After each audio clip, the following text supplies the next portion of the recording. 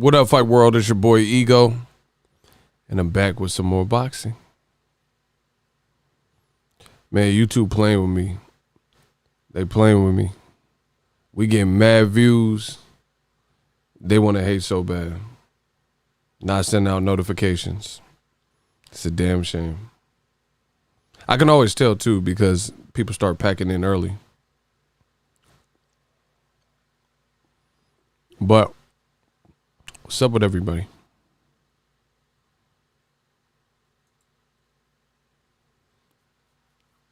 Guess we got to warm the mic up. Listen, leave comments, smash the like button. The sooner y'all do that, the better it is for the chat, for everybody's enjoyment. So smash the like button, hit the bell notification, stay plugged. Man, you know I stay working.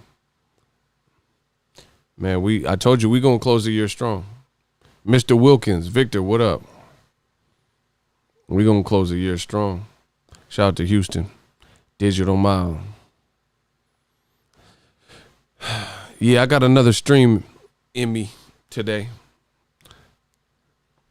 Some of y'all not gonna want to hear the bad news, but I'm the guy with the news, and we got to talk about it.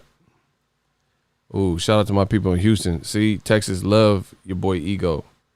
Shout out from Houston, Texas, Ego family. Let's get it. The Bull Ego. Hey, man, I just delivered the news. I just do what I can do when I can do it. Shout out from Cali. You know, I'm repping Cali. Your last Boxing Ego watch party did numbers. Facts. Shout out to Errol Spence, Danny Garcia, making a big event. And shout out to everybody for supporting it. I told you, we just working. We did over 1.1 million. I think now it's at 1.4 million or something. Million plus minutes watched. That's crazy. Who would have thought? What up? Arnold, what's up? I'm the new Arnold. Yeah. What are you doing? Man, Terrence Crawford. So many decisions. What will he do next? I can't wait to see it. I can't wait to see Terrence Crawford's next move, man. I need y'all to kick the likes up. Man, YouTube is hate. I guess I don't know. They been hating on my YouTube lives. Like they ain't sending notifications. Come on. We gotta get this up. They be hating. I like to go live when I feel like it. But we're gonna talk about Terrence Crawford. If we can't get much more people packed in than this, it's not gonna be a long live stream. So I'm just trying to warn y'all in advance. I filmed Easy Work Wednesday, so I've been working all day. But the good thing for the fans is Easy Work Wednesday will be up tomorrow. It was a great panel. It was a great show. You guys will see it tomorrow. Easy Work Wednesday. Check it out. We talked about Terrence Crawford. We spent a lot of time on that, but we spent a lot of time talking about Errol Spence. He looks sharp versus Danny Swift Garcia. There's a lot going on in boxing. Chesamane, Bob killed the Manny fight. Now he's killing the Porter fight. But according to Crawford, Bond a good guy. Oh, Bob a good guy. Man, that's what we're here to talk about. That's what we're here to talk about. Check out my son, Samuel Arnold III. All right, I'm going to keep that in mind. He said he's next up. 7-time national champion. Keep plugging away at it. Yeah. Send me clips on Instagram, too. I'll peep your son.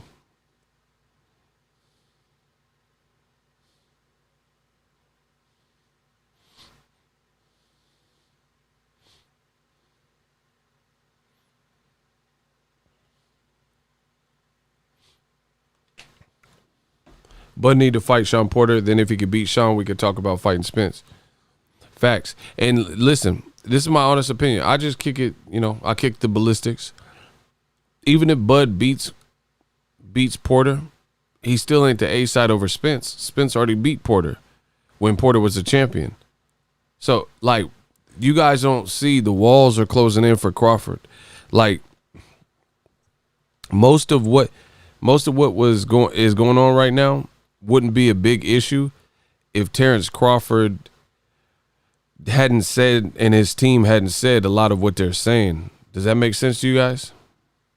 It wouldn't be, nobody would be tripping, nobody would be looking deeper into the issue, but it's Terrence Crawford and his very own team that have raised everybody's antennas with the different things that they've been on record saying, and that's all we're here to do is spit the facts, keep it factual, and talk this boxing talk.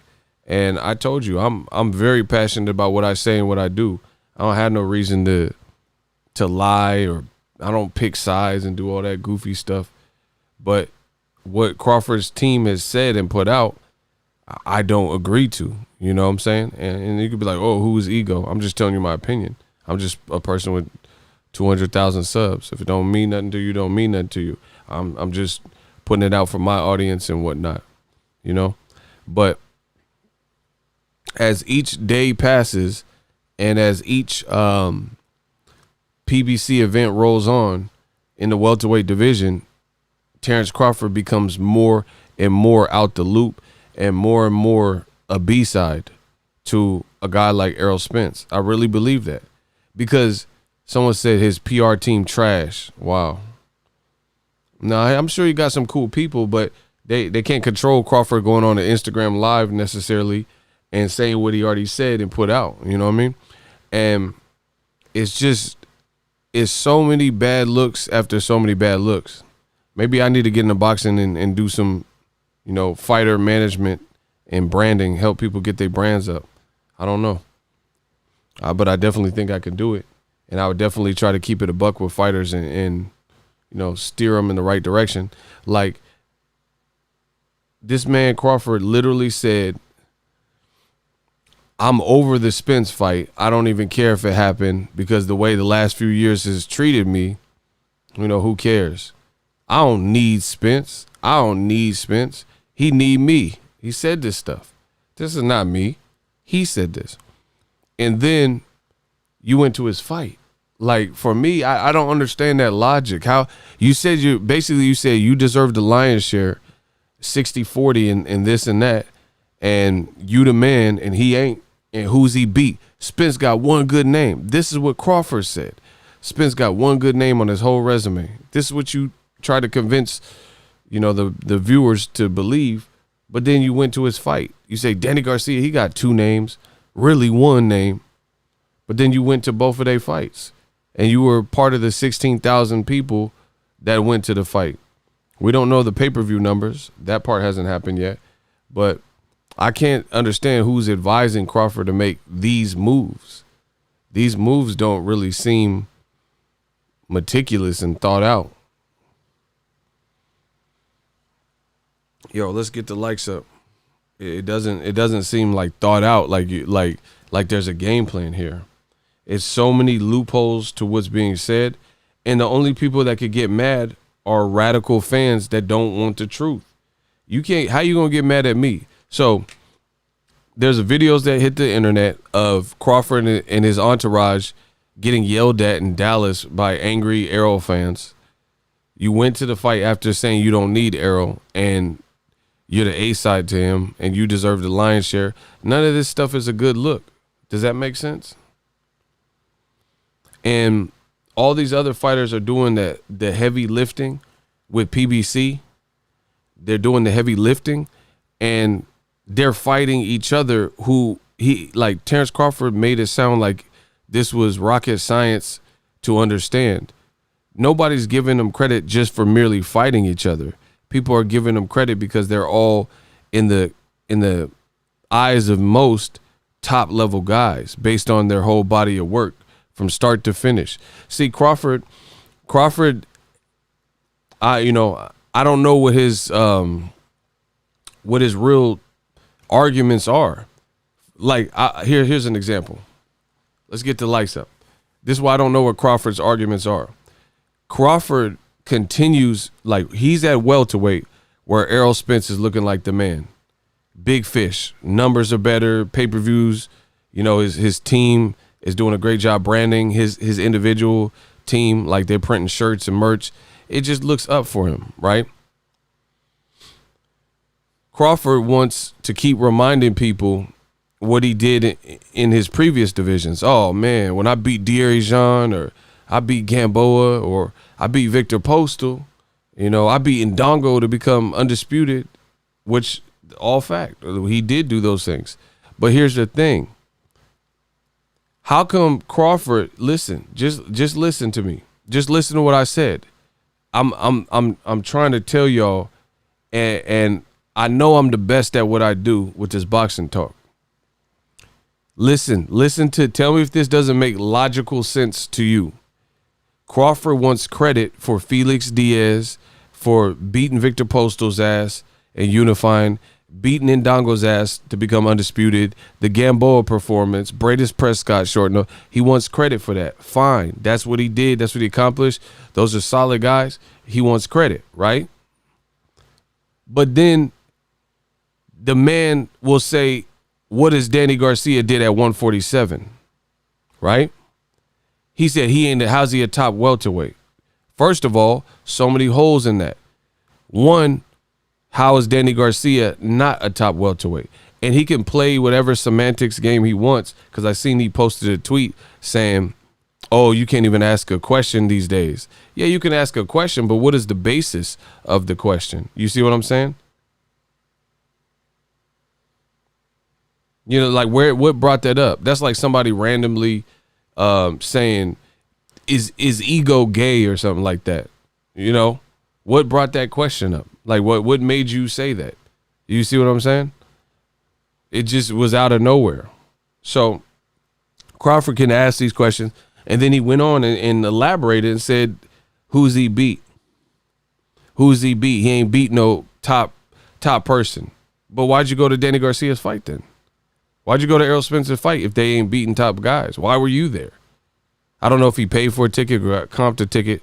He's a millionaire, whatever. But why did you go? Why did you go if they're not top guys? Strike one. Strike two is this. Crawford wants credit for Jean, Gamboa, Postal, all this stuff he's done in Ndongo, Undisputed, in previous divisions, but then he started talking about Danny Garcia, and he said, why is Danny Garcia the man? Why should we consider him the best at welterweight? But what about Danny Garcia's whole career? So we can judge Crawford on his whole career, 135, 140, what he's done in other divisions. But then when it comes to Danny Garcia, we can only judge Danny Garcia based on him coming up short at welterweight. What type of dog shit logic is this? Listen, what type of logic is this? You get credit for some shit you did at 135, you know, Gamboa, lightweight stuff. You get credit for Postal at 140. You get credit for Felix Diaz and John Molina, right? Hold on, shout out to Eric Bowder. Yeah, man. $5 super chat. He said Bud claiming to be the A side, but he fighting on free TV. That now my man Eric Bowden had to come get him some work. He's fighting on free TV. Meanwhile, Spence Jr. fighting on pay-per-view. Who really is the A side? 60-40 is generous. It really should be 70-30. Ooh, boom. But let me keep cooking. Shout out to Eric Bowden. That's what I'm saying. And again, outside of people who are anti-PBC, anti-black fighters, anti-Al Heyman, or from Omaha, or diehard Terrence Crawford fans, nobody is making this make sense. The stuff that I'm saying, the stuff Eric Bowden just said. You know what I mean? So again, I'm going to pose the same question. How is it that Terrence Crawford is demanding the respect of all of boxing for things he's done in previous division? Because we know the welterweights haven't been the top guys that we want to see. Let's get the lights up. But then he's judging Danny Garcia by failing to become a champion at welterweight. So why would we only look at Danny Garcia instead of looking at his whole career like we're supposed to look at your Gamboa fight and stuff like that? He wants us to just look at Danny Garcia losing close to Keith Thurman and losing close to Shawn Porter. But what about Danny coming up and, beating Lucas Matisse when people said he was going to get knocked out? What about his chin? What about his Eric Morales fights? What about the Anthony Peterson fight, which was basically at welterweight, catchweight? That's the problem. So that's what I'm saying. I don't understand Crawford's logic at all. You keep bringing up De'Aaron Jean. Danny Garcia, career-wise, has done great things. Zab Judah, he's done great things. And even moving up, he has a better resume. He at least fought the people. What doesn't Crawford understand? You lose. You're going to win or lose. It's going to go one or two ways unless it's a draw. But usually it's one or two ways in boxing. Danny's challenging himself, and so are the other PBC top welterweights. You guys fought Shawn Porter. He fought Omar Figueroa. Like, something. Shawn Porter, don't make me bust into Shawn Porter's resume. So it's not really hard to understand. Now, what you guys clicked on in the video, now I'm really starting to cook. That was the prequel. Get ready for the sequel. Now we're going to really start to cook. Another bad look. The Athletic. This is an interview with Bob Arum in The Athletic. Bob Arum says this. Hold on, yo.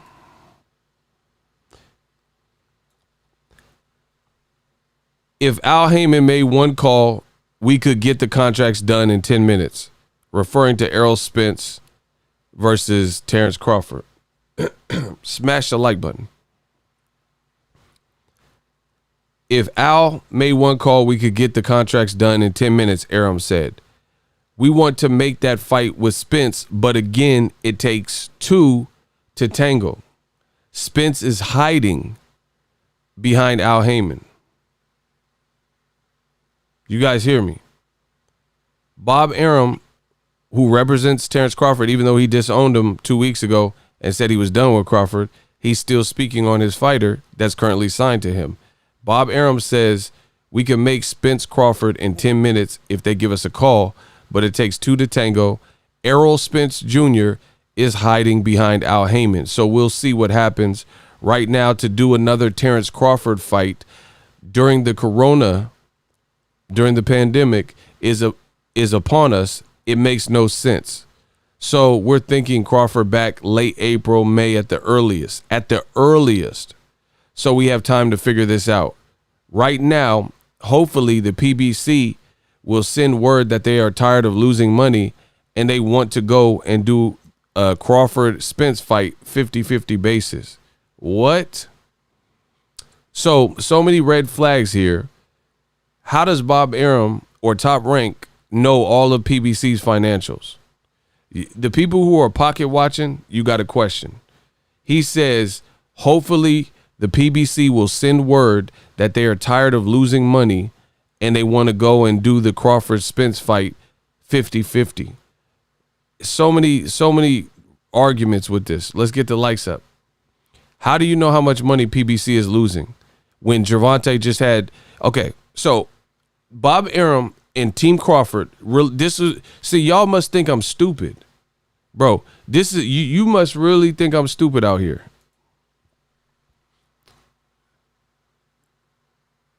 Y'all must think I'm stupid. That's it. It's all a game. Y'all think I'm stupid. Okay. So, Team Crawford, because yes, that represents Team Crawford. He's talking about Crawford. He's talking about Crawford's future. That's Team Crawford. Bob Arum is trying to convince me that one, Crawford Spence should be on a 50-50 basis. Strike two. Strike three, you keep telling people how much money PBC is losing. How do you know if they're up, if they're down, or whatever? So Bob Arum, I'm telling you, this old media, these tactics do not work. Jedi mind tricks, whatever they are, they do not work. Everything starts from now. It's new media season. It's digital mob season. You got to make it make sense. It's boxing ego, ego's army season. We control the narrative. So Bob Arum wants me to believe that his fights that have been in the bubble with no crowd in a pandemic, right? Those are highly successful. But Gervonta Tank Davis, which is on Showtime pay-per-view, and I bought it. You know, I don't know who else bought it, but I did. $75. So they have at least my $75, right? And it drew a crowd of over 10,000. They're the ones losing money. This is what he wants me to believe. So you're not moving. You're not. First of all, Leo Santa Cruz and Tank Davis was a better fight than Kell Brook and Terrence Crawford. Credit to Terrence Crawford. He tore Kell Brook up as soon as he opened up. As soon as he opened up, Kell Brook was toast. It was a 4-round fight. It was not as exciting. It was on free TV. The telecast was FUBAR. It took 30 minutes of a delay because of the Maloney and Franco outcome. The audio was going out. I couldn't log in to it, right? Tons of issues with that telecast. So you mean to tell me PBC is losing money and they're charging $75 for their bigger stars like Crawford? Crawford, if he was on PBC, he would be a pay-per-view person. He'd been out relevant since 2014. He would be on pay-per-view with PBC. But on ESPN and with Top Rank, he's not on pay-per-view. In the times they've tried him on pay-per-view, he's been failing and not doing significant numbers. This can be corroborated by Bob Arum's own testimony. So Bob Arum and Top Rank and Team Crawford want me to believe that it is PBC, who they nonstop keep talking about, that is losing all the money. But Teofimo's the one complaining about how much he was offered initially to fight Lomachenko. Bob Arum is the one complaining, saying, Crawford, I could have bought a house in Beverly Hills. But PBC, who at best, they're not talking about any of this, and there's no known stories. I have not seen one article where Al Heyman says, I could have bought a house in Malibu with the amount of money I lost on Errol Spence. But according to Bob Arum, he wants me to believe, and Team Crawford want me to believe, that this should be a 50-50 fight. And also, the ones that are losing money are the PBC, who are actually putting their bigger stars on pay-per-view. Charlos, Gervonta, Errol Spence has 16,000 people in attendance. Does any of this sound realistic to anybody? Please let me know this. If I'm tripping, let me know. But let me know if this sounds realistic to anybody.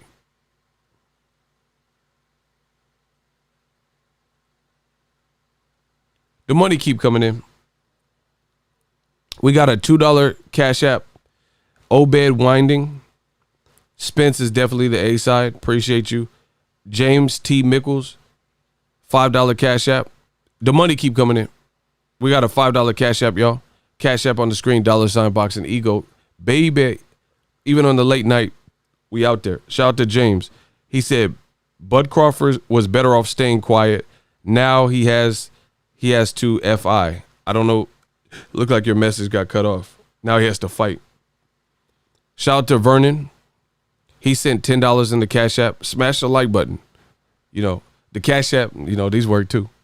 Vernon says, love the content, bro. Keep grinding. Absolutely. Yeah, Harvard educated Heyman at that. So, Golden Boy, they did the same thing. Oscar De La Hoya did an interview with AC Slater and Steve Kim, and he was saying the same thing. Oh, the PBC, they're losing so much money. Like the Tank fight, how many pay-per-views did it do? That's what they were saying. They said, how many pay-per-views did Tank do? And 125, they losing all the money. But listen, how come it's always outsiders to the PBC talking about how, hold on. It's how come it's always outsiders from the PBC telling you the internals of PBC and the vital statistics and how much money they lost.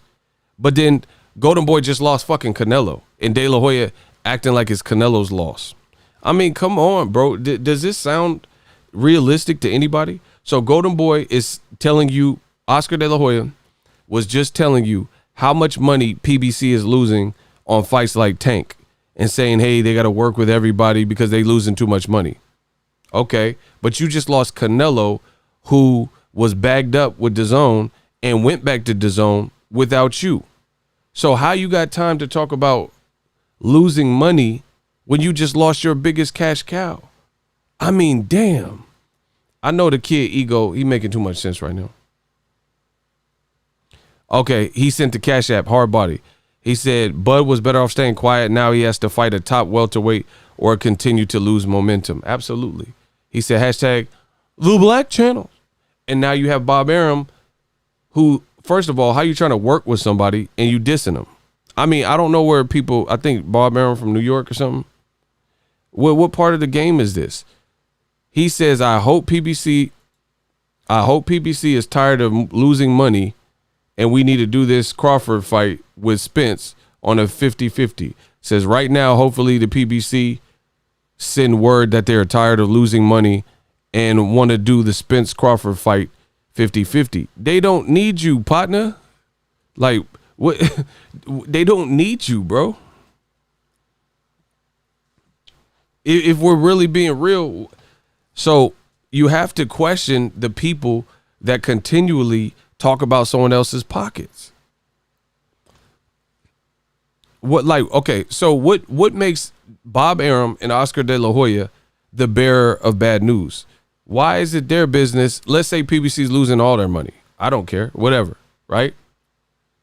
Why is it your business to tell people how much they are losing? Bob Arum, he hasn't recently said Golden Boy's losing a lot of money. Golden Boy and Oscar just sent a tweet saying, I can't wait to work with Bob Arum. He taught me everything he knows. So it's clear that this is an agenda, and it's conveniently against the black advisor, Al Heyman, a black man in America. Funny how this stuff works. You know, Crawford, as I keep saying, has no leverage. But wait, there's more. It gets a whole lot worse. It gets a whole lot worse in this article with The Athletic. Let's get the likes up so it could get worse. If y'all want it to get worse before it get better, this, you know, I try to hit y'all with the calm before the storm. The calm before the storm. Yeah, Bob Arum ain't talking about DAZN like that. He keep talking about how much money PBC's losing. But meanwhile, PBC is just putting out events. PBC's just putting out events. Like it or love it, buy it, don't buy it. They just doing their like job, really. They not Errol Spence, whatever the numbers do, it do. You see what I'm saying? But that is just that. It's whatever it is, it is. But they not talking about other people's business. You down with OPP. The money keep coming in. We got a $6 from Low Lefty. It says, thank you for the channel support. Good work, bro. Man, I know, appreciate you. I promise I'm working, and I'm trying to be as truthful as I can be here. But it gets worse. The money keep coming in, but it's gonna keep getting worse. I promise you. Crawford's team, they out of their depth and element.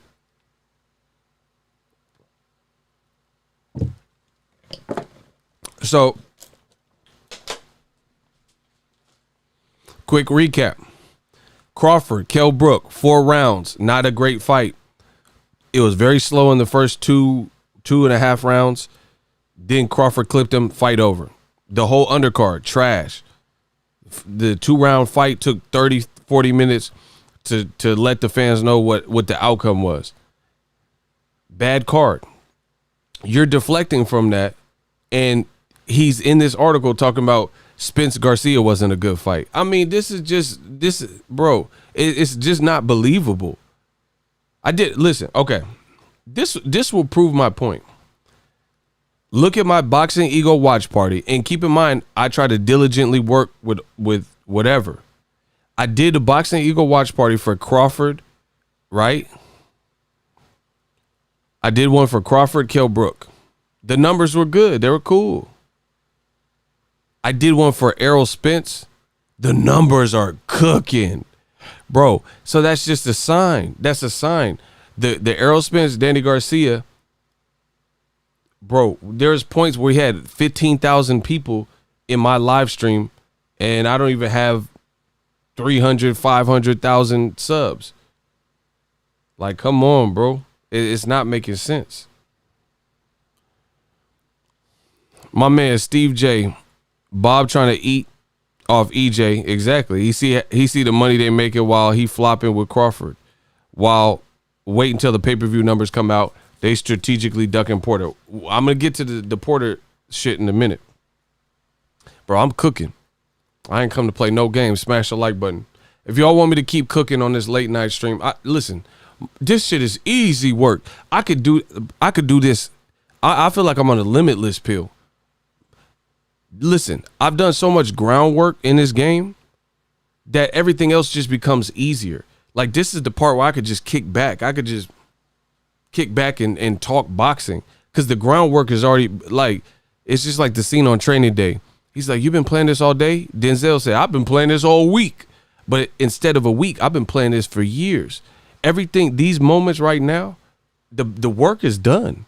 It's like a fighter taking a flight to Vegas for they fight. You already did the training camp. You already ran the miles back at home, sparring partners back at home. This is the easy part. Get on the flight, pack your bags, get on the flight. Come on, bro. Ego making more money off boxing than Bob. Nah, you tripping. That's hilarious. Bro, if y'all want me to keep cooking, let's get the likes up. Let's whip it good. Boom, boom, boom, boom, boom. Boom, boom, boom, boom, boom. Smash the like button. Let's go. I'm ready. My job gets easier because I've been busting y'all over the head for years. Cash App on the screen. I've been busting y'all on the head over the head for years. So it's only gonna get worse for people going against the message that I'm putting out, because what I'm putting out is actual truth. You want me to believe that Tank is a failure, but he went viral. Everybody was talking about the Tank Leo knockout. It was on ESPN. Not everyone was talking about Kell Brook and Brook and Crawford. I'm just being real. You want me to believe that Spence Garcia was a trash fight because he was bad-mouthing Spence Garcia, saying it was a lackluster fight. Okay, so Crawford Brook was better? I mean, nobody believes it. You get what I'm saying? You get me, man. Hey, man, you get me, man.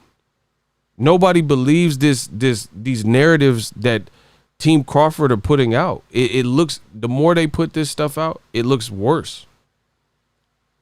And yes, Crawford re-signed and this, he said, "Oh, Bob's a good dude and everything." So this is your team.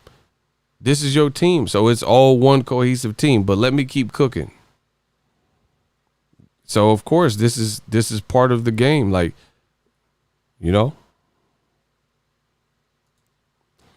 So anywho, in this article, let's look at what the man Bob Arum said in this article. I think y'all can see y'all can see that. Hold on.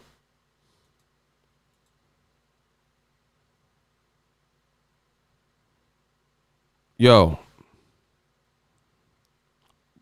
Smash the like button. We about to really cook. I'm about to really cook. Let's get the likes up. So in that article, this is Bob Arum. The article was basically saying that Shawn Porter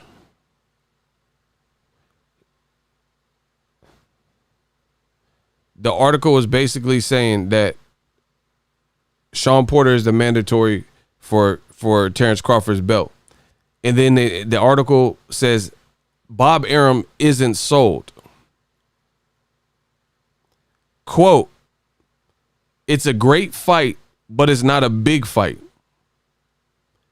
He just said he said Errol Spence Crawford needs to be 50-50, but regarding Terrence Crawford versus Shawn Porter, Arum isn't sold. Terrence Crawford versus Shawn Porter, Bob Arum says, and I quote, Terrence Crawford versus Shawn Porter is a great fight, but it's not a big fight. It's not a fight that really piques the imagination of the sports fan like Crawford Spence does. Anything else other than Crawford and Spence is anticlimactic like Garcia and Spence was. So he's hating on Garcia Spence, which was a solid, very good fight. Danny lost, but he was still making it fun because he has a chin and he was able to take the punishment from Errol, and he was still landing great body shots. So you found a way to kill two birds with one stone, or at least attempt to. You're hating on Garcia Spence, which was way better than Crawford's last fight. Let's just be real, bro. I'm going to let the fans vote. Kell Brook, Terrence Crawford, did you enjoy that card in that main event more than Errol Spence, Danny Garcia?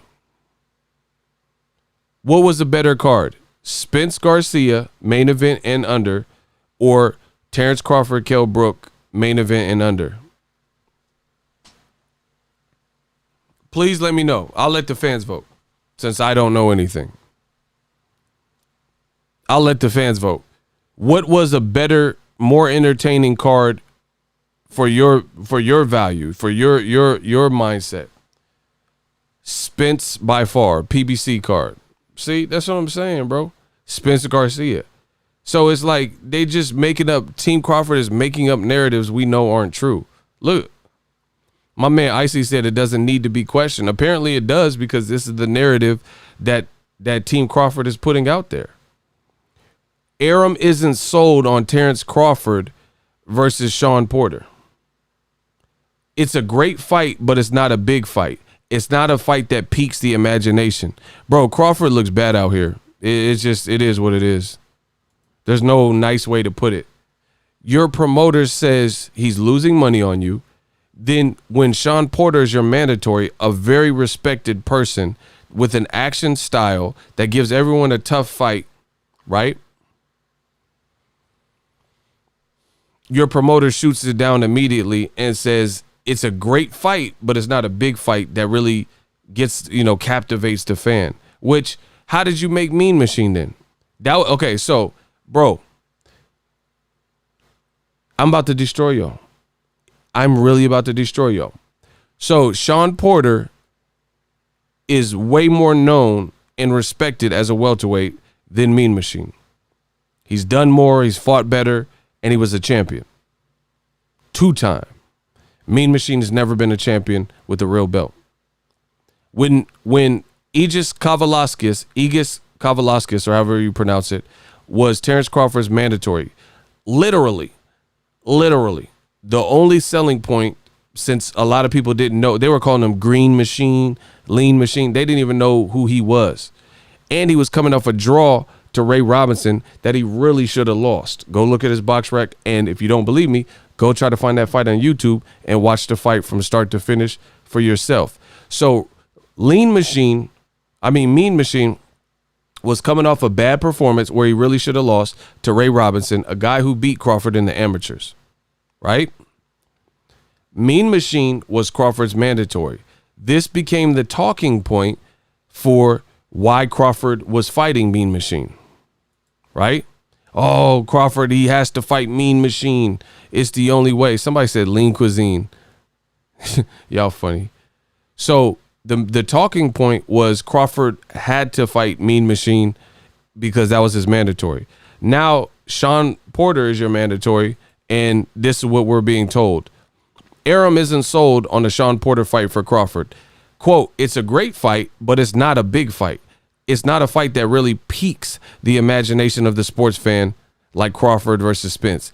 Anything else other than Crawford Spence is anticlimactic like Danny Garcia versus Errol Spence was. Okay, so even if that's your true logic, why on earth did you make Mean Machine? So you mean to tell me Mean Machine piques the fans' audience, or the fans' imagination, or whatever you talking about now? Man, come on, bro. Y'all know this don't make sense. Y'all know I'm the kid with the golden voice. Y'all know this don't make sense. So you fought a mandatory literally December 2019. Literally. The only real selling point was that Aegis Kavalauskas was Crawford's mandatory. Other than that, people didn't know him from a can of paint. Now you're trying to convince the world that a Porter fight that people are saying, hey, Icy, why are you letting this man in here? Can you get on that, Icy? This lunatic menace? Can you get rid of him, please, Icy? Instead of laughing at people, get rid of this person. Please. Because I'm trying. Bro, Icy, stop talking to the ops. Just block him. He's here for one reason, to cause distractions. Please just block him. Please just block him. He ain't talking about nothing. Block Dale too. Block all of them. We got them. When they hate, donate. I'm talking boxing. I don't care what I don't care what I look like. I don't care about nothing. I care about boxing. I don't care about that other stuff. Every time I'm cooking, they start saying, oh, look at this guy. He looks like Ebro and all this weird shit. Why y'all care who I look like? What does that got to do with this Crawford work? What does this got to do with Errol Spence and what Bob Arum's saying? Like, bro, that's how you have to really question these dudes. They care more about my appearance and what my beard feel like and all this stuff rather than talking boxing, which is what this is supposed to be about.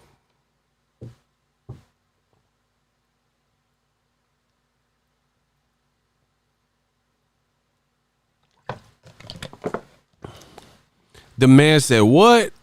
Bruh, Porter's name is bigger than Bud's. Yeah, but Bud's team they live in their own head. When they hate, donate. That's all y'all got to do. When they hate, donate. The money keep coming in. Okay. Yeah, keep hating. Shout out to Prada Pierre. We got a $6 cash app. He said, Pac-Man voice. I hit. He said I hit it from the back. Hey, you wildin', bro. Prada Pierre wildin' out here, bro. The man, Crawford's own promoter. So keep in mind, Crawford got thrown under the bus by Bob Arum, and he said, "Release me if I'm not an asset to your company." Right? I get that, but he also said, "Oh, but I know Bob, and deep down, he's a real good dude." Well, Mr. Real Good Dude got you looking real, real bad. Mom was being real, real bad and made dad real, real mad. So Mr. Real Good Dude is putting this out on your behalf. First of all, Arum said he wasn't dealing with your profile anymore. He says you wasting my money or losing money or whatever he said. So he said he was done with that. It's over. He said Todd DeBuff is going to have to take care of your stuff. Now, when Shawn Porter called you out, this is what your promoter is saying and trying to like swing and sell to the public. Bob, listen, this is good. This is about to get bloody. This is about to get real bloody. It's about to get bloody. Bob Arum says he isn't sold on a fight with Shawn Porter and Crawford, stating it's a great fight, but it's not a big fight, right? He said it's a great fight, but not big enough. He said it won't really captivate the audience. But, you know, the irony in that whole situation is this. We are the audience. How you going to tell me what I would pay for, and I'm telling you I would pay for it? I would pay for Shawn Porter just called the man out, which I'll get to in a second, right? Shawn Porter just called him out. I would pay for it. It's not Errol Spence or bust. You know what I mean? I'm telling you I would pay for it. It is not a unification. Block him. No, bro. That was perhaps the dumbest comment in here. Mike just kidding Smith. But we ain't just kidding. We gonna block you. He says it's not a unification. Terrence Crawford has one belt. You mangy mutt. You moron. Crawford has one belt, which means in this division, none of his fights were unifications. You do get that. Listen, you raggedy, mangy mutt. You guys hear me? This man's excuse was that a Porter fight is not a unification. Crawford only has one belt, so none of his fights have been unifications. But the guy, coincidentally, that he's saying he deserves more money than and is the 60-40 lion's share deserver, Errol Spence, has actually done that. Fought that same guy when he was a champion and unified. But meanwhile, Crawford has one belt that he had in his very first fight from welterweight. He can't get the big names, but somehow, I don't need Errol Spence. Spence need me. You mangy mutts. You hear me? You mangy mutts. You know this don't make sense. Oh, yeah, but Porter. Yeah, Shawn's a good fighter, but Porter, it's not a unification. None of his fights are. So you can make Kell Brook all day. No belt, no unification. Mean Machine all day. Jose Benavidez gets shot in the fucking leg. You can make all that shit.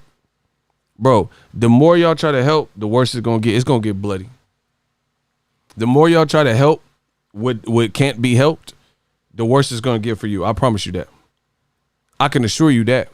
The more you try to help and protect a lie and not let that truth seep out, you mangy mutts.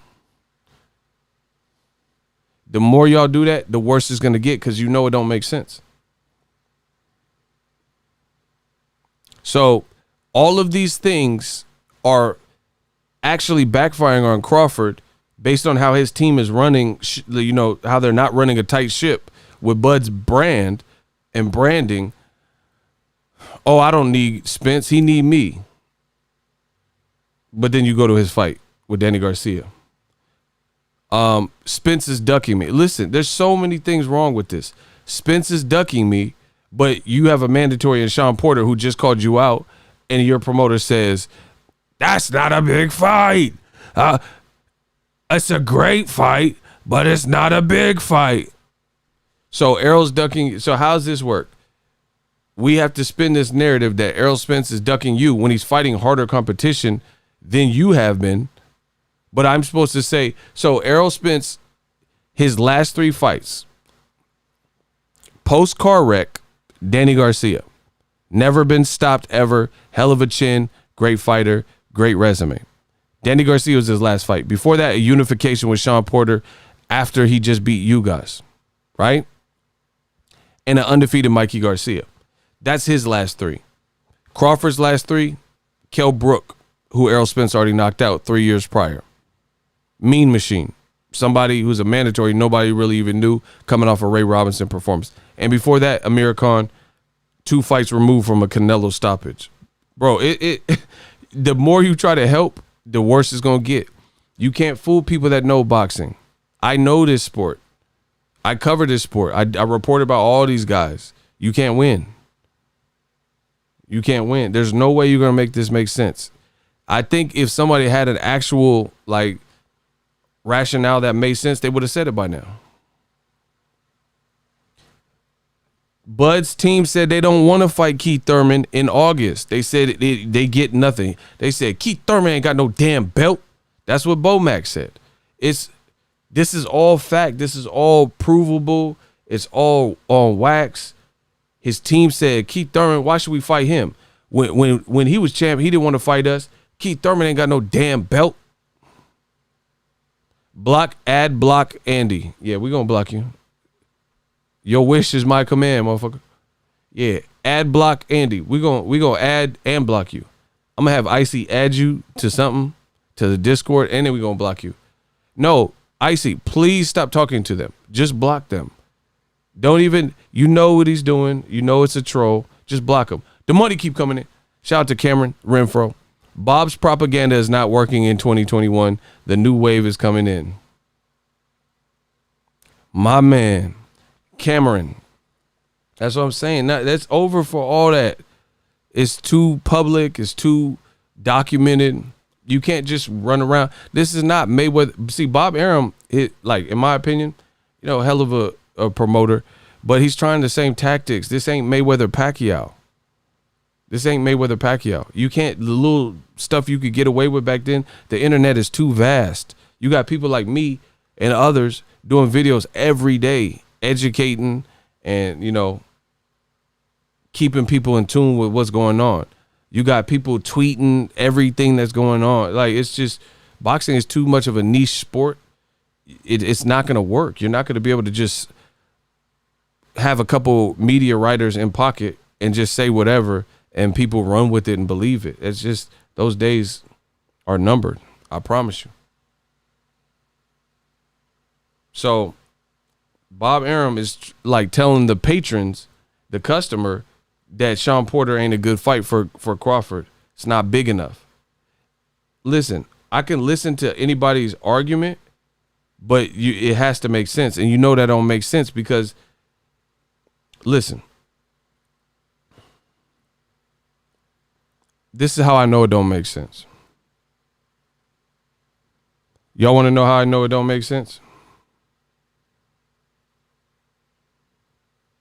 This is how I know it don't make sense. It don't make sense for the simple fact, if you have fought anybody at welterweight that is lesser accomplished, lesser known, lesser polished, less of a threat, etc., and you've made that fight for Terrence Crawford at welterweight, then it don't make sense. And we know that is the case. We know it's the case. If you fought anything lesser than Shawn Porter at welterweight, which we know Crawford has, then your whole argument doesn't make sense, because that means, that stipulates the fight Crawford's his mandatory is Porter, and you're saying it's a great fight. So you're admitting it's a great fight, but it's not a big fight. So I could understand if he's only done big fights, like he was only doing, like, I'm Conor McGregor. I'm not gonna stoop to this little small fry fight. But we know we know Crawford has fought a lot of fights at welterweight that are much lesser in every department. Lesser known guys, lesser threat guys, less stylistically interesting. Some of them weren't mandatories. He wasn't called out by the person, et cetera, et cetera, et cetera. So you can't justify Jose Benavidez, who had fought 2 times in 27 months because he got shot in the leg, and justify Crawford fighting him, but then say Shawn Porter, oh, he don't have a belt, or, oh, Shawn Porter does nothing for us. Then why'd you fight Mean Machine? Tell me, I'll listen. How can you fight a mandatory and Mean Machine, but you can't fight a mandatory and Shawn Porter? And Shawn Porter's clearly the bigger brand and the more accomplished. Go.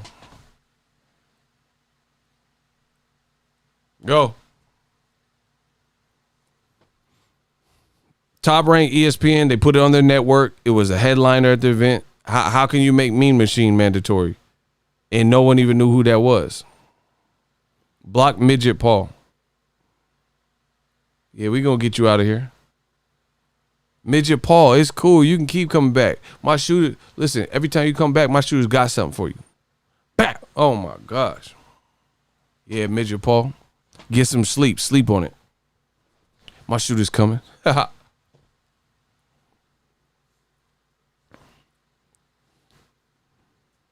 Crickets, they got nothing, exactly. And this is exceptionally bad because Shawn Porter, for the umpteenth time, has basically said, I will fight. I'm down to put our friendship aside. We're good guys, and we respect each other, but I'm down to fight him. And he just said that a couple days ago after Spence Garcia. Listen, I got all the work. So obviously you fought him September 2019, didn't you? I know buddy. that you. I know that. Well, I mean, it's already been said. I'm the mandatory for the WBO. Amazing fight with Terrence Crawford, or the winner of this, Errol Spence Jr., who has the WBC and the IBF title. Which do you prioritize? I kind of prioritize, Terrence Crawford, for the simple fact that you have not seen me in the ring with Terrence. You've seen what happened with Errol Spence Jr. It's about coming back, fixing some wrongs, and beating him. But I think with Terrence Crawford, whole new story, whole bunch more conversation that has not been had yet, and that's why I favor that one. However, the way he looked tonight, you let me know when you're ready to go. That was Shawn Porter last Saturday. Loud, clear, concise, to the point. Kate Abdo, they did a great tandem back and forth energy from them. Kate Abdo asked Shawn Porter, you're the mandatory for two guys, two champions, Terrence Crawford, Errol Spence. What do you want? He said, if I had to pick, I would pick Terrence Crawford for the simple fact that's a storyline that hasn't been explored. He said, I already fought Errol 12 rounds. You've seen how that went. So to me, I think Shawn Porter, I can't put words in his mouth, but I think Shawn Porter, he likes the brand new. He knows Errol Spence, what type of fight that is, but he wanted to test Terrence Crawford, see what he has, And he's saying like, we never seen that. So let's see what it is. I can get a strap like that. Let's go. But Bob Arum just shut it down. Shut it down. Shut it down. He on his Drake. He said, it's a great fight, but it's not a big fight. Why you make Mean Machine? Why you make Benavidez? Why you make Deary Jean? Like, bro, look at Crawford's whole career. Like, he's had fights lesser than the Shawn Porter. What's the problem now? That's how you know boxing. Don't you be on that bullshit, yeah? Bro, that's how you know boxing be on that BS. People say, oh, why would Canelo fight Charlo? But he fought Rocky Fielding. He fought Amir Khan. What's the difference? Why can't it be a Charlo? And the fans know good and goddamn well that Charlo is a more formidable opponent for a Canelo than Rocky Fielding or Amir Khan. But they have no problems with those fights. They only have a problem with Charlo getting the fight. So there's something going on. We already suffered and watched Kell Brook with no eyes and shit fight Crawford and lose. We already watched Mean Machine, who's did actually pretty good, but then he couldn't sustain it or whatever when Crawford started switching. So why can't we see a Shawn Porter fight? It's looking rocky. No Balboa. The money keep coming in. We got a $7.04 from Mr. 704 himself. That's why he do that. Damon, straight. Appreciate you. Keep cooking them, Ego. Use this he says, use this for some more seasoning. I like that. Facts. Mr. 704. Bro, it's looking bad. You just heard Shawn Porter call him out again 2 days ago, 3 days ago, after Errol Spence fight. Now, I do acknowledge that Crawford hasn't said anything. Like Crawford ain't shut the door to it. But at the same time, this is your representation, man. Like this is your promoter saying stuff. So why would I not associate that with your brand when Crawford just said, "Oh, I know Bob well. He a good dude, and he didn't mean it like that." Okay, well he just said Shawn Porter is not a good fight, and now the fans are cooking you because this is your brand, and they want to see a good fight.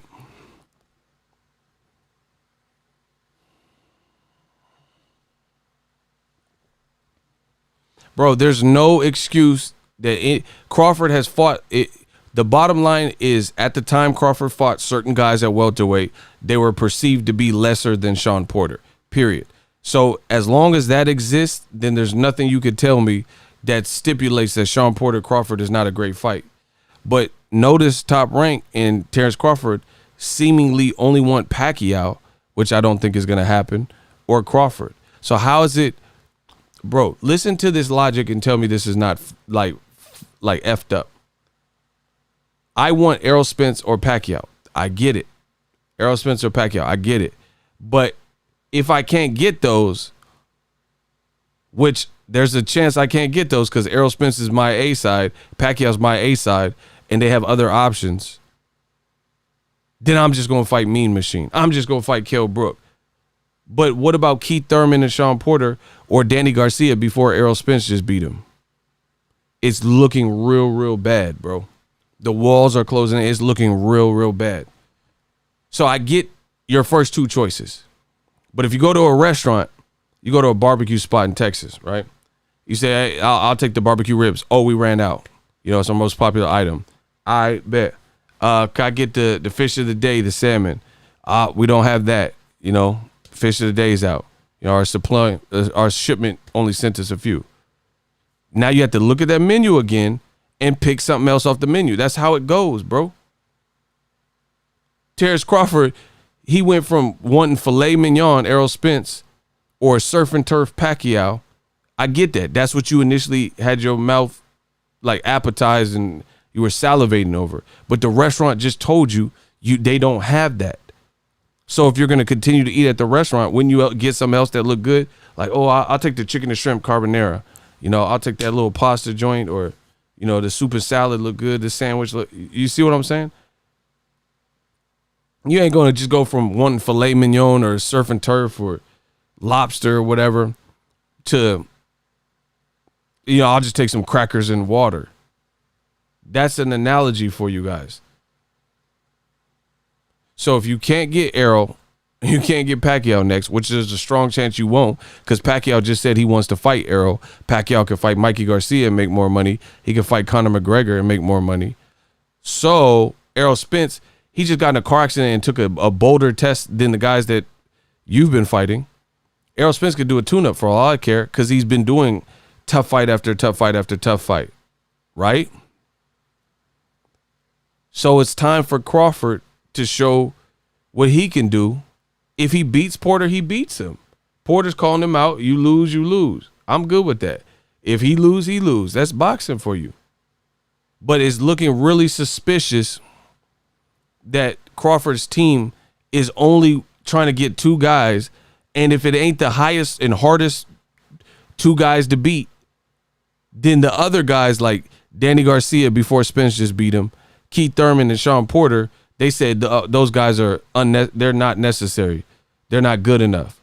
But I'll fight Kell Brook. I'll fight Mean Machine. It don't make sense, bro.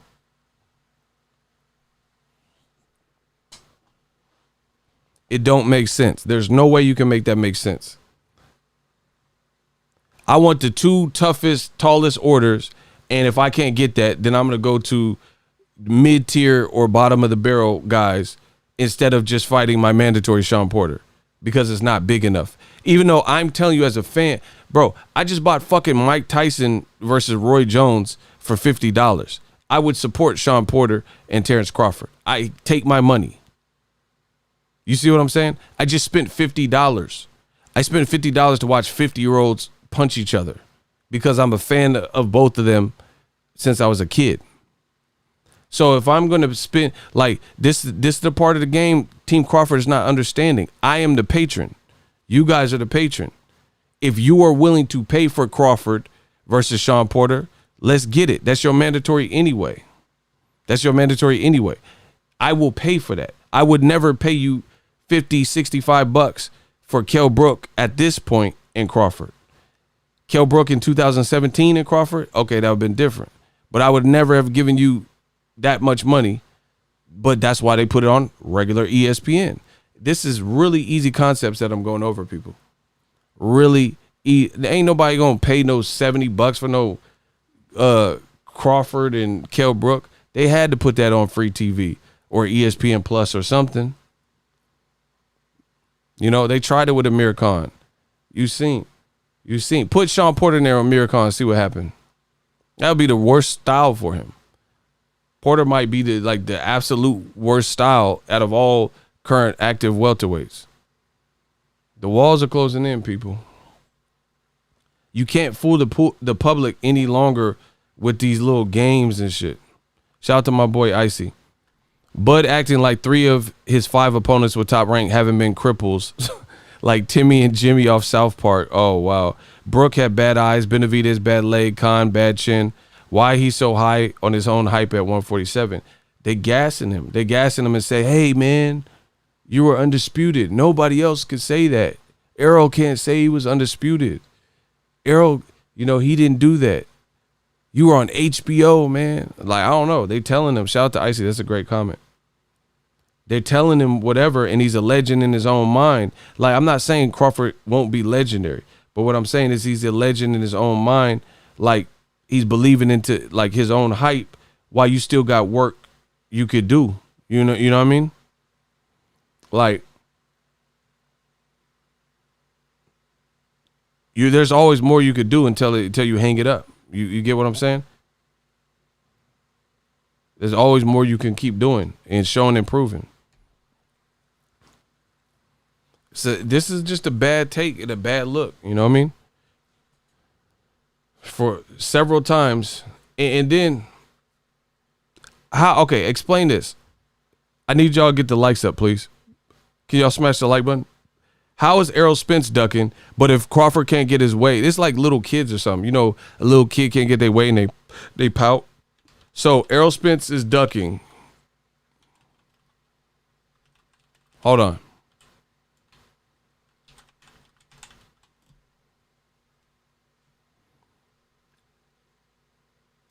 Okay, so Errol Spence is ducking, but if Crawford can't get that one fight or Pacquiao fight, which is a strong chance he can't, then he's not going to look towards Shawn Porter.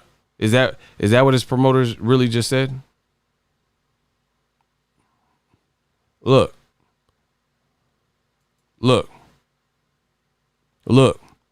Bob Arum, this is 2019. Bro, we pulling all the skeletons out the closet. Let go. Bob Arum, April 22nd, 2019. Danny Garcia is not a real fight for Terrence Crawford, right? If everybody sees that, bro, if y'all can see that, press the number 2. Bob Arum said, y'all see that?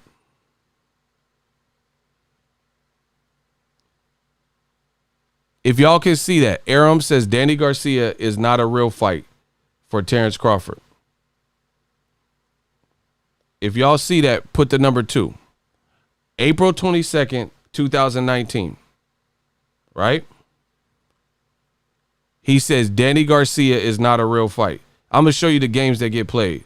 Like DMX said, what type of games being played? How's it going down? Stars to the stars, and I gots to know now. Okay.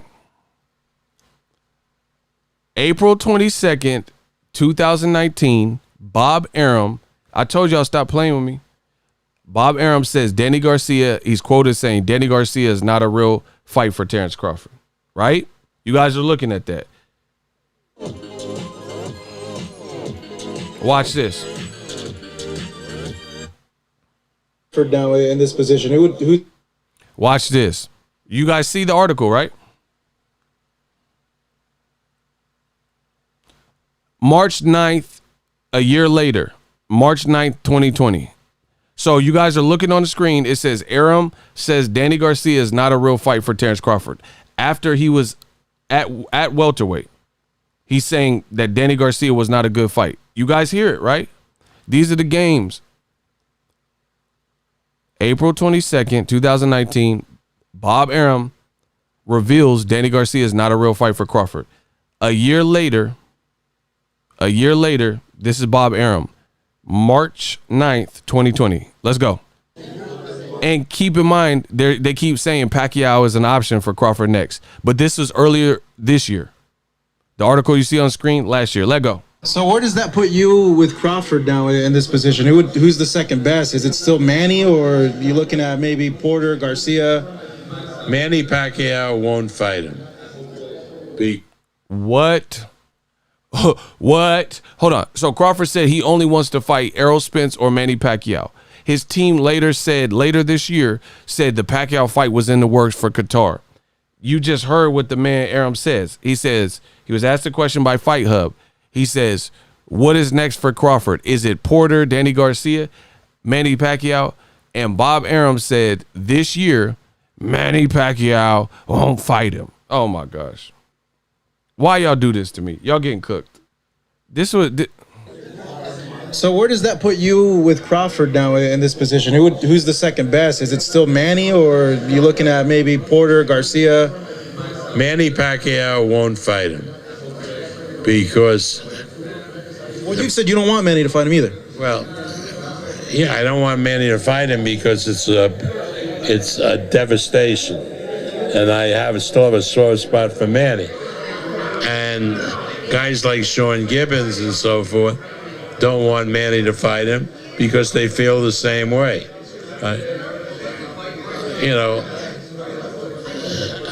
So rule out a Pacquiao fight.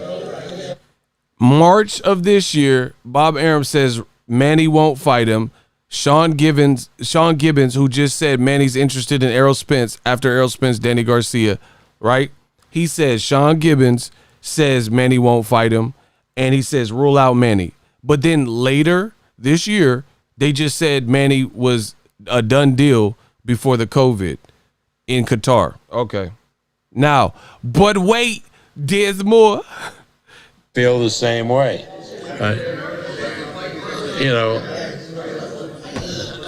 So rule out a Pacquiao fight. Feel the same way.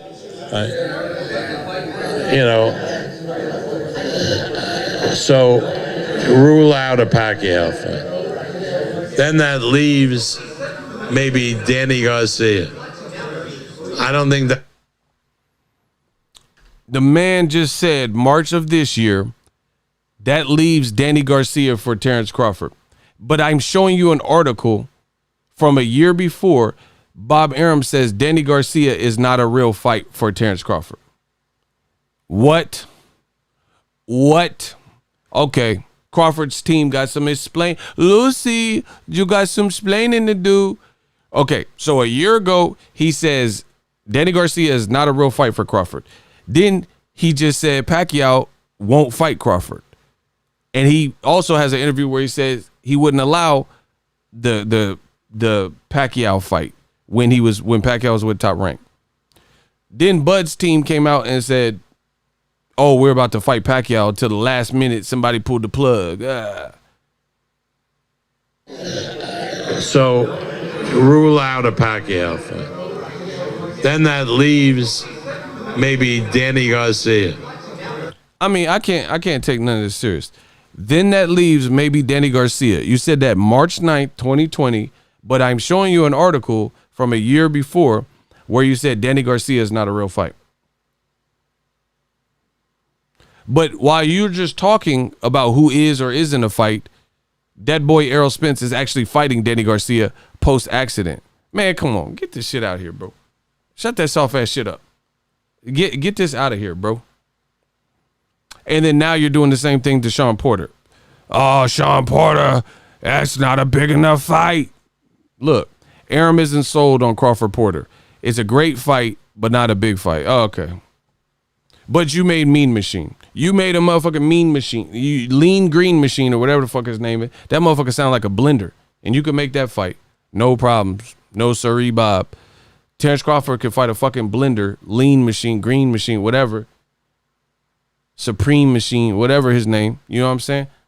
Names we can't pronounce. Aegis, Snuffleupagus, and all that. But Shawn Porter, a name, an American in America, a name you can pronounce. Danny Garcia, a name you can pronounce. You know what I mean? None of these guys are good enough. Keith Thurman, a name you can pronounce. None of these guys are good enough. Man, stop. Someone said Lean Cuisine. Yeah, Mean Machine, Lean Cuisine, Supreme Team, you know, whatever. It's over. And then on top of that, Crawford's team keeps holding this glimmer of hope that this Pacquiao fight, we was this close to the Pacquiao fight, but then they pulled the plug. But we gonna be back this spring with Pacquiao. They've been saying Pacquiao for years. How long does it take to make a fight? Meanwhile, while you talking, PBC is just putting on the fight. Either they gonna do it or they ain't gonna do it. Do it for the grant. Do it for the vine. I ain't gonna do it. Do it for the vine. I ain't gonna do it. They just putting on the fight. You talking about it, and they just putting it on. And then you want me to believe that they the ones losing money. Man, y'all got it twisted. It's looking too crazy.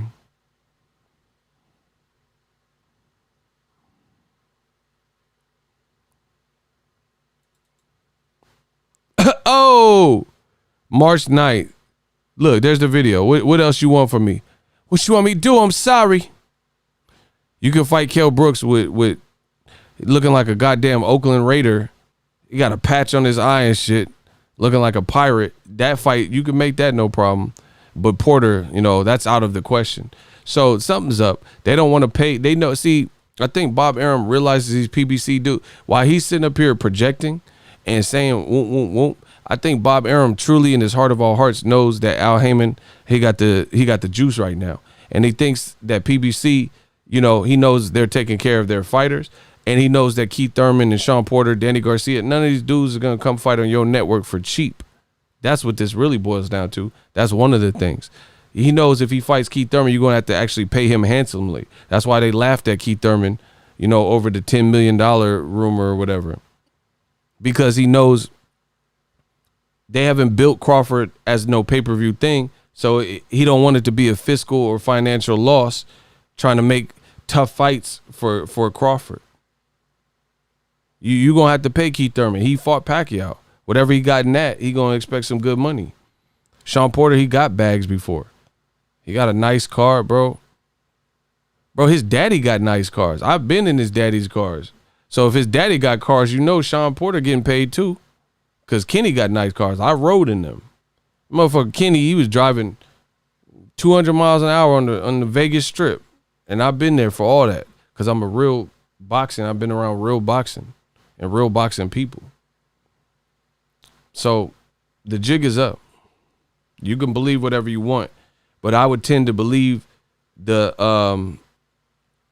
team that's been more consistent. Errol Spence said, I clear my side of the street, man down. I ain't afraid of nobody. I talk to Al. We do it like that.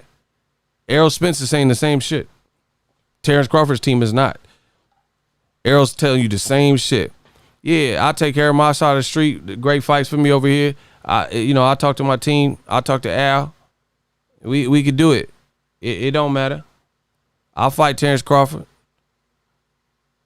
He's saying the same shit. Man down. Errol's saying the same shit.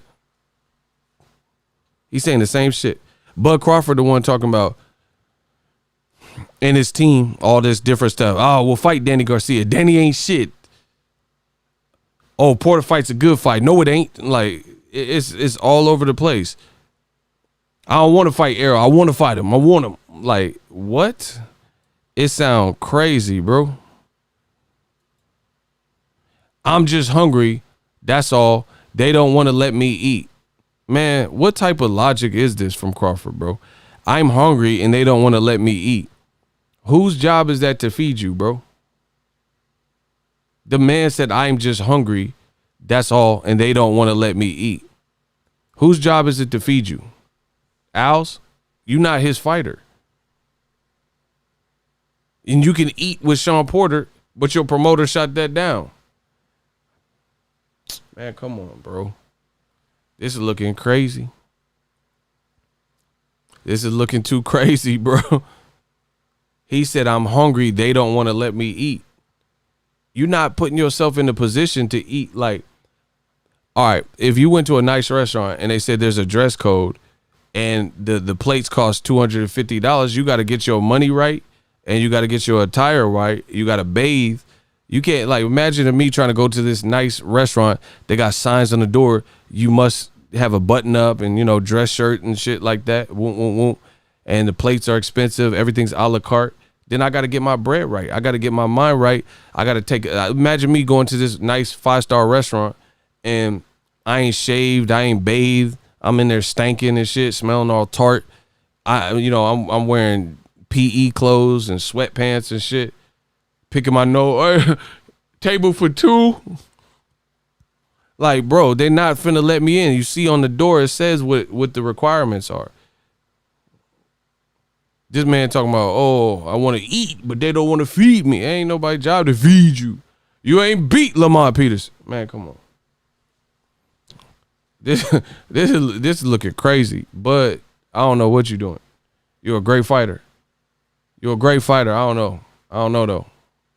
It's all the only thing I never questioned Bud's heart, never questioned his skill set, never questioned his speed, but I do question his business, his business savvy. I do question that, especially with what's coming from his camp. They refuse to fight Keith Thurman or Shawn Porter. Why? Listen, what people are asking of Bud, I could understand if people allowed Errol Spence to not fight nobody and they just put it all off on Bud, because then that wouldn't be equality. That wouldn't be fair. Nobody is asking Bud Crawford, the almighty, the illest person from Omaha or whatever, Nebraska. Nobody is telling him or asking him to do anything that the top rated PBC fighters are not doing. I'm not saying, Bud, you need to fight Porter. But Porter, you can fight, the Backstreet Boys. Nobody's doing that. We've already witnessed Porter fight and take on the tough fights. When the Berto fight was announced, I was like, that's a good fight. Danny Garcia, Porter, he got through that fight, got the belt. You guys, so I knew that was going to be a tough fight. Errol Spence, I knew that was going to be a tough fight. So everybody is doing the musical chairs. Crawford's acting like people are just asking him to part the Red Sea while everyone else is asleep. That's not the case, bro. They've already fought more people than you. We asking you to fight like one person in the chain of getting to the top. I don't even know if I need to see Errol Spence versus Crawford. And I'm really starting to question if I need to even see the fight because of how hard they pushing to only take 2 fights and nothing else. Like, if you can't, those are your first 2 choices.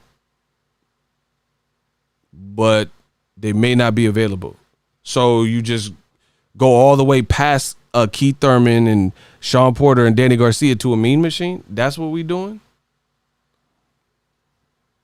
That don't make sense to me, bro. So if I can't get the top 2 best, then I'm going to take this instead of going after a Porter. It don't make sense. Like, okay, I do music, right? I came from like hip hop, right? Let's say I try to get Tupac and Biggie on my album. Let's say we're all doing music at the same time. I got an album and I got to finish this song by the end of the week. By the end of the week. I'm trying to get Tupac or Biggie on the track. Tupac's in jail or something. He can't do it. And Biggie, he's not feeling the song. Or he's not able to record a verse. Right? Icy, just remove him. Please, Icy, please just stop going back and forth with the people. If you know they're a problem, just get rid of them. Everyone's complaining about this guy. Everyone's saying he's a known troll. I don't understand the talking to them and trying to reason with them. Just get rid of them. The thing that the shooters are doing, there's people getting clipped for no reason, and it's like really light reasons. And I'm like, how y'all clipping them? But then somebody comes in that's a clear troll and nuisance, and they're in here surviving.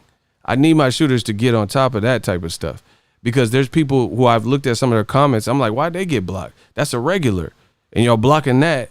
But then this person will come in trolling for real, and he just surviving, annoying everybody. I need my shooters to make them executive decisions.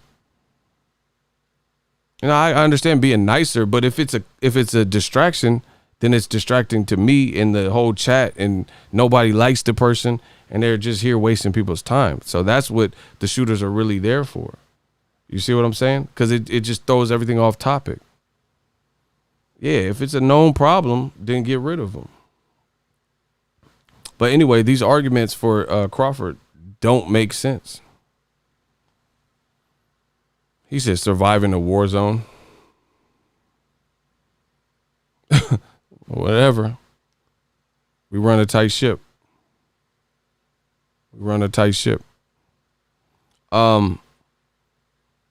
Yeah, man, it don't make sense. It don't make sense to discount every other person but 2 people. What part of the game is that? If I can't get Errol or Pacquiao, then I want to fight Mean Machine. What? But again, like I keep saying, nobody is asking Terrence Crawford to do a single thing that the other guys in the welterweight division that are considered top guys are doing. Like, I would never, and that's who I am as a person. I'm very consistent. Danny Garcia went through win, lose, or draw. He goes through the fire. He fought Keith Thurman. He fought Errol. He fought the Matisse's at 40. Danny Garcia's resume at 40 is better than Crawford's resume at 40. Changed my mind. Danny Garcia fought better names at 40 than Crawford fought at 140. Changed my mind. Danny got Matisse, Zab Judah, Amir Khan, 2 Eric Moraleses. Eric Morales is a Hall of Famer for sure.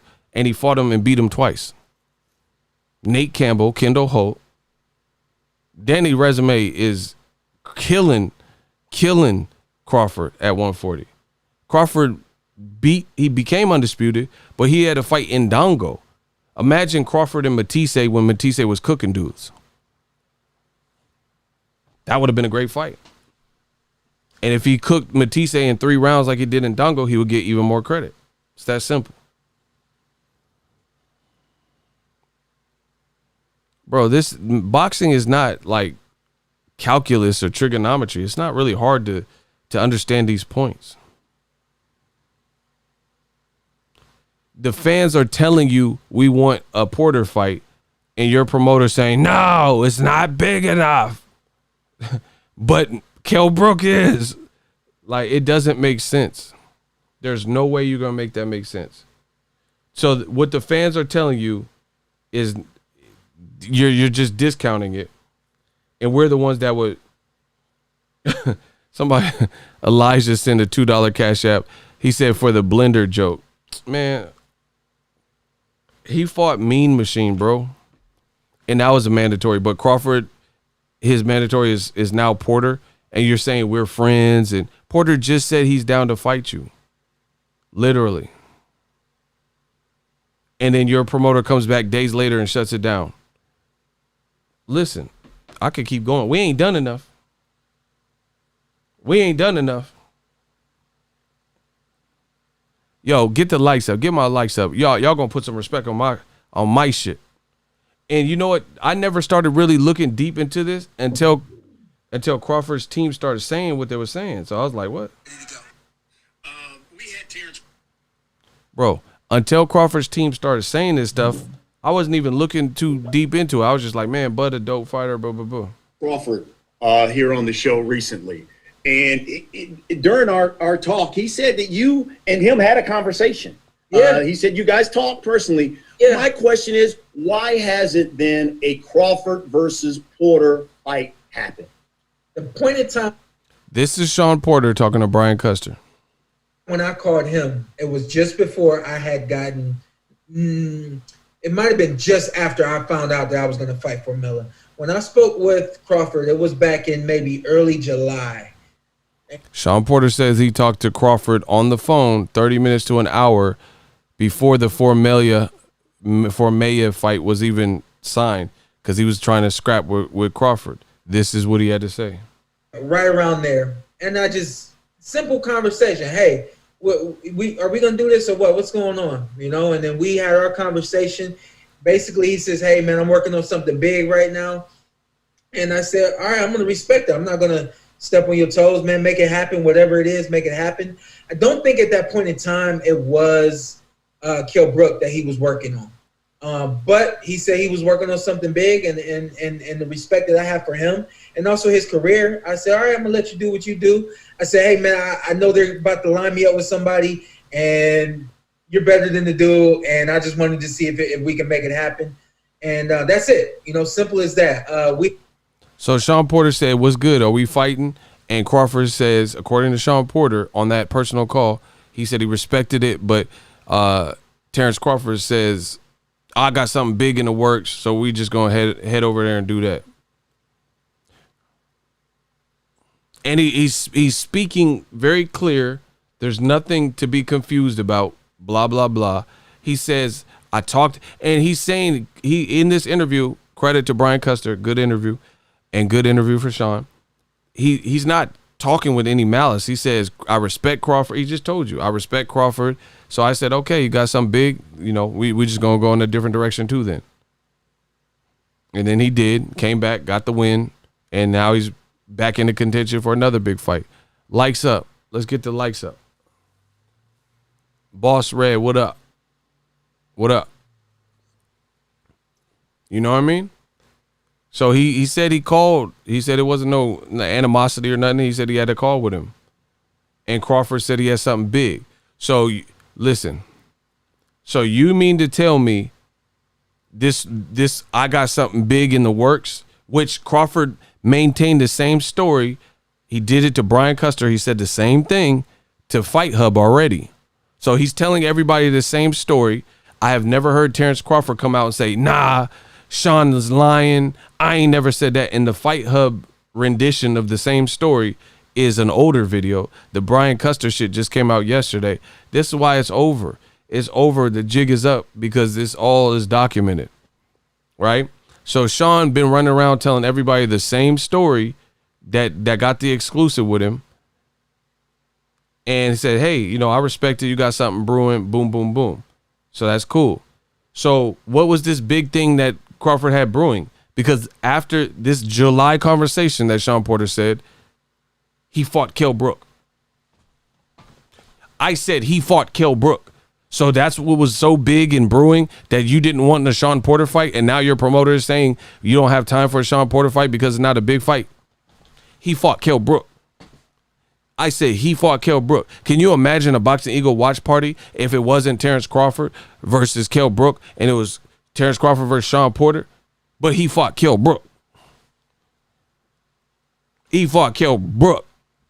I know I'm doing my head like a pigeon, but he fought Kell Brook. What? That's what you had that was so big? He fought Kell Brook. Bro, the man fought Kell Brook, but Shawn Porter's not good enough. He's not a big enough fight. Bomac did an interview with the Boxing Voice. It's all documented. He did an interview with he fought Kell Brook. Bro, he did an interview in August, Bomac. It said, man, Crawford ain't wasting training camps on no goddamn Keith Thurman. He ain't got no belt. We fighting fights with meaning. We want Pacquiao, Earl. But as I keep telling you, he fought Kell Brook. So that's what you had that was so big and time consuming and brewing, Kell Brook. So basically, me eyes about to fall out in the ring. Bro, that's what you had that was this big thing brewing that you and Shawn Porter couldn't lock horns. All right. He fought Kell Brook. Oh, it's like this big charade. It's this big charade. Look, man, try to go for Keith Thurman. It won't mean anything if Terrence did beat that dude. What is it going to say? He fought Kell Brook. That's what it's going to say. That's Bomac in August, like I just told you. He ain't beat Lamont Peterson. This is Bomac, Terrence Crawford's manager and trainer, saying even if Terrence Crawford beat Keith Thurman, it ain't going to mean nothing. But he fought Kell Brook. Okay. What is it going to say? Nothing. Oh, Terrence beat Keith Thurman. He should have beat him anyway because, you know, Keith's arm is hurting or his hands is always hurting. Come on, man. So his point is no one will give Crawford credit for beating Keith Thurman because his eyes hurting, his hands hurting, boom, boom, boom. He's always injured. Ha, ha, ha. But he fought Kell Brook. Kell Brook is literally always injured ever since the Golovkin fight. So ironically enough, Bomac told the Boxing Voice that in August of this year that it won't mean anything if Crawford were to have fought Keith Thurman after Pacquiao just beat him because people would make excuses saying Keith Thurman is always injured. But guess what? So is Kell Brook. And Kell Brook's been stopped before. Keith Thurman, well, my friends, he hasn't. And guess who Terrence Crawford and Top Rank and Bomac all actually fought? He fought Kell Brook. Wall's closing in. But don't you think it adds to the... It won't mean anything if Terrence did beat that dude. What is it going to say? What is it going to say? Nothing. Oh, Terrence beat Keith Thurman. He should have beat him anyway because, you know, Keith's arm is hurting or his hands is always hurting. Come on. Yeah, but that's exactly what they said about Kell Brook. So how you fight Kell Brook? Listen. Shit out of it's simple as that, man. He's fishing for a fight. That's all he's doing is fishing for a fight. Is this not kind of the perfect timing, though? It seems He said Keith Thurman's fishing for a fight, but Crawford has no leverage, and he's keep calling out Errol and Pacquiao. Okay. it's like Manny Pacquiao and Bud haven't officially made anything solid, and the only other option is Kell Brook. Do you feel like Thurman is a good option when looking at those other two names that are on the table? Yeah, he could be an option B. An option C. And Thurman is not even. Kell Brook is not even an option. He just said in August that Kell Brook is not even an option, but he fought Kell Brook. Oh shit! How y'all gonna explain this? Goddamn, Young Forensic Files at it again. Damn, Daniel. It's not making any sense to me. Damn, Daniel. He just said Keith Thurman can be option B or C, and Kell Brook is not an option, but he fought Kell Brook. Damn, Daniel. It's looking so crazy. I knew I wasn't tripping. I ain't had no alcohol. I don't smoke. I don't do drugs. I knew it wasn't just me. He just said Keith Thurman is a B or C option, but he fought Kell Brook. Okay. Makes no sense. Option C. And Thurman is not even. Kell Brook is not even an option. Kell Brook is not even an option, but Kell Brook is the last fight that Terrence Crawford is supposed to get credit for. You mean to tell me you had $20, you fought Kell Brook with 2 bad eyes, and now you want a whole lot of other stuff? Bro, I got to talk to y'all like Judge Joe Brown. Listen, I'm the new Judge Joe Brown in this boxing game. I'm the judge, jury, and executioner. So you mean to tell me you gave the lady $20 and you gave the other lady and you just fought Kell with 2 bad eyes? Bro, I got to talk to y'all like Judge Joe Brown. You said Keith Thurman one time was not a good option for Bud. He a B or C option. But you fought Kell Brook anyway with the 2 bad eyes? Bro, I must be a god. I am the boxing god. Frike, frosorde, dode. Oh my God, I'm about to start chanting. You mean to tell me Terrence Crawford way too good and fast to fight Keith Thurman one time, but you had time to fight Kell Brook with the bad eyes? I'm Judge Joe Brown. Man, come on. Option C. And Thurman is on the table. Yeah, he could be an option B. Option C. And Thurman is not even. Kell Brook is not even an option. That's a wounded duck. So he just said, you mean to tell you, hold on, Bo Mac, you mean to tell me that you said in August that Kell Brook wasn't even an option for your best fighter, and he was a wounded duck, but you still chose to fight the wounded duck and didn't give a fuck, got the paycheck from the other late? Hold on. I'm Judge Joe Brown. Hold on. Listen. The man Bomac just said, Kell Brook, we ain't fighting him because he a wounded duck. But then Terrence Crawford wants credit for fighting Kell Brook. Oh my God, this shit look. And then the promoter, hold on, I'm trying to make this. Then the promoter said Porter don't make no sense. He said Porter ain't a big fight, but you mean to tell me y'all conspired and made the Kell fight regardless of the other eye finna fall out on account of Spence? Bro, this shit is all over the place. Bro, this is what I do. Young Forensic Files, this is what I do. I get to the bottom of it. Bro, this is all, okay, so this was from August. So this was before Kell Brook was official and stuff, and he just said Kell Brook wasn't an option and he a wounded duck. But you admit on tape before the fight that you was about to fight a wounded duck. But then Crawford crying, he was crying in there. He crying on Instagram Live. He's like, oh, why do people don't want to give me credit? I deserve some credit for my welter. I'm a welter. Like, bro, this is what we doing? Bro, the double talk, okay. Bro, this is what we doing. This is 60-40. Errol the underdog, okay. Errol don't get the lion's share, okay. Yeah, wounded duck. Kell Brook is not even an option. I mean, that's a wounded duck. Yeah, wounded duck. Oh, you gonna say it twice? Thurman just running his damn mouth.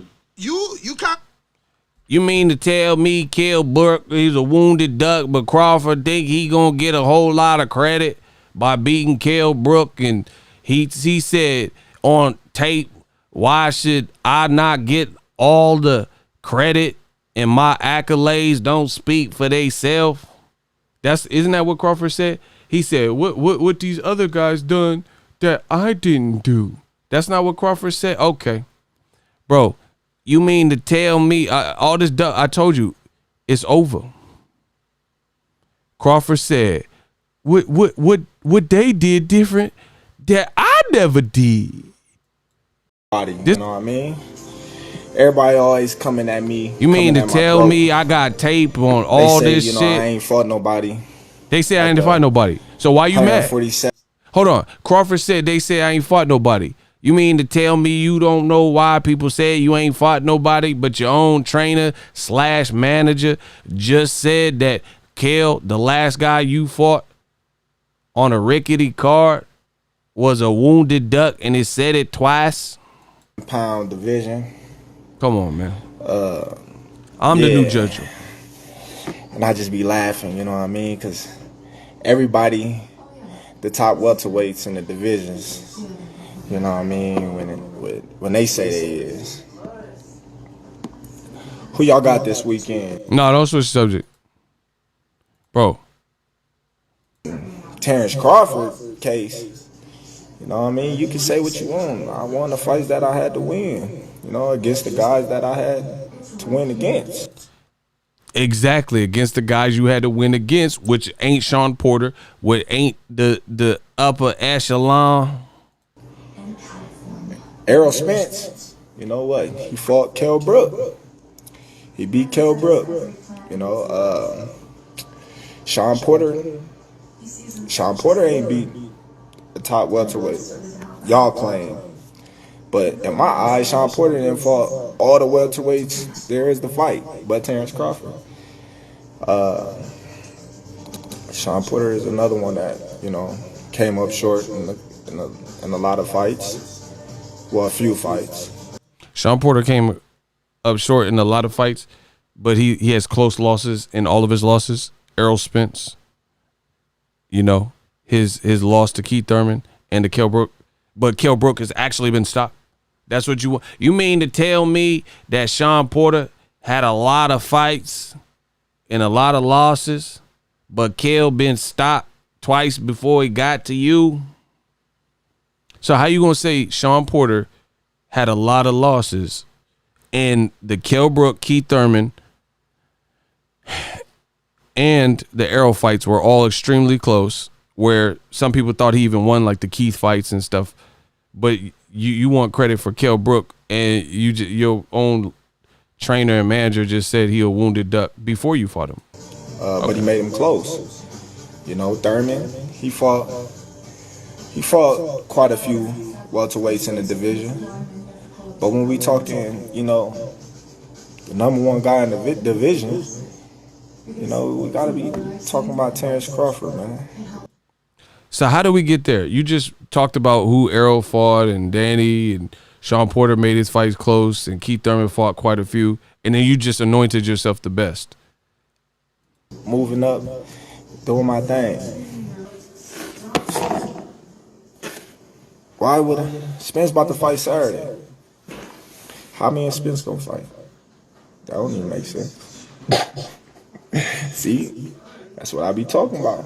That's what I be talking about.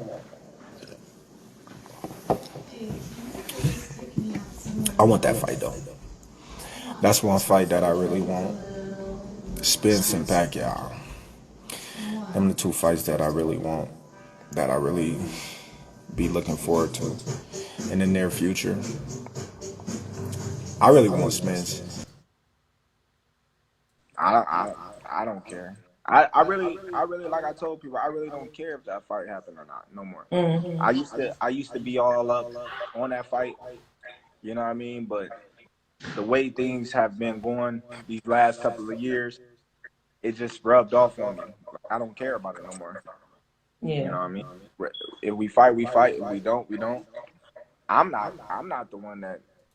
So I just showed you how he said he wants the Spence fight after this was recorded, where he says he don't care about the Spence fight. How we get here? How you just say you later after this video was recorded, this whole video you talking about how you don't want Spence, but then after you did the Instagram live and said you want Spence and you can't wait for Spence. That is the reason why it didn't happen. And I'm not the one that they say, oh, well, you need Spence. Why would I need Spence? Why would I need Spence? A lot of people say I need Spence. So you don't need Spence, but you went to his fight. You mean to tell me you don't need Spence, but you spent your time? Bars, listen. You mean to tell me you don't need Spence, but you spent your time going to Spence's last fight? I said, you mean to tell me you don't need Spence, but you spent your last time at his fight?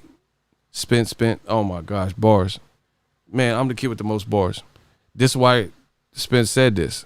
He said he don't need me. What did you think of Terrence showing up ringside? Do you think that helps build some buzz to make it a big fight? No. I mean, he got to live up to his words. If he say he's not worried about me, then I don't know why he doing what he was doing here. I probably wouldn't go to none of his fights, so I'm not worried about Terrence Crawford, like I said. I mean, bro, this is all over the place. It's all over the place. All over the place. You say you want him, don't want him, you don't need him, you need him, you want 60-40, but none of the moves from your team look like you're going to get 60-40. You won't concede, you won't fight Keith Thurman because he don't listen. I've been here before. Remember with Cav Velasquez, you had said, you guys didn't want Cav Velasquez. You felt Ray Robinson beat him, but Top Rank kind of still made you fight. So I just said Ray Robinson won. His team already admitted that Mean Machine lost to Ray Robinson, which is what I told you earlier. You hear that? He said you already admitted, bro. He said you guys already admitted that you thought you didn't want Mean Machine. And that Mean Machine. See, but bro, Bud's pride is getting him tore off right now. I don't care how proudful you are. You getting tore off right now because the shit don't make sense. People told you that, hey, PBC is probably the best move, and you didn't do it. You're like, I'm going to do it my way. Ha. But this is why Bud getting tore off right now. This shit don't make sense. They just said to Bomac, his manager and trainer, you said you guys didn't want Aegis Lean Machine or whatever because you thought he lost to Ray Robinson and it wasn't a big fight. But that's the fight Top Rank and Team Crawford made. And he said he's admitting, because he didn't correct him, he said to Bomac, you said you thought Ray Robinson beat Mean Machine, which is what I said. And even now you're saying Thurman's Kell Brook's a wounded duck, but it seems like Top Rank is still putting him on the table for you. For 1 hour a day, and that absolutely he would want that fight. One tier, Brian. Did you see that? See that. These guys fell on the scales, and I lost my with a promoter because Al got to get ESPN. We got to have him. Hey, look, man, this is money comes into play. I truly believe Thurman. Crawford, ESPN has already told those guys over time. Oh, I mean, because obviously we're not privy to that, and I'm not in the Absolutely. Absolutely. So you got to get those. Fox or with a Showtime, but you're kind of insinuating that Keith is with a Fox. But you have to. I lost my spot, but I was about to cook. Shout out to Boss Red. Appreciate you. He said not only spent a grip of money bringing his entourage and risked the Rona to watch Spence, you put money in Spence pockets. That's what I'm saying. It's a bad look. That's a great one. That's what I'm saying. You risk. I don't think Crawford believe in the Rona. To be honest, he's talking about no mask and all this. So I don't know about the Rona part because I don't think he commits to that. I don't think he believes in that.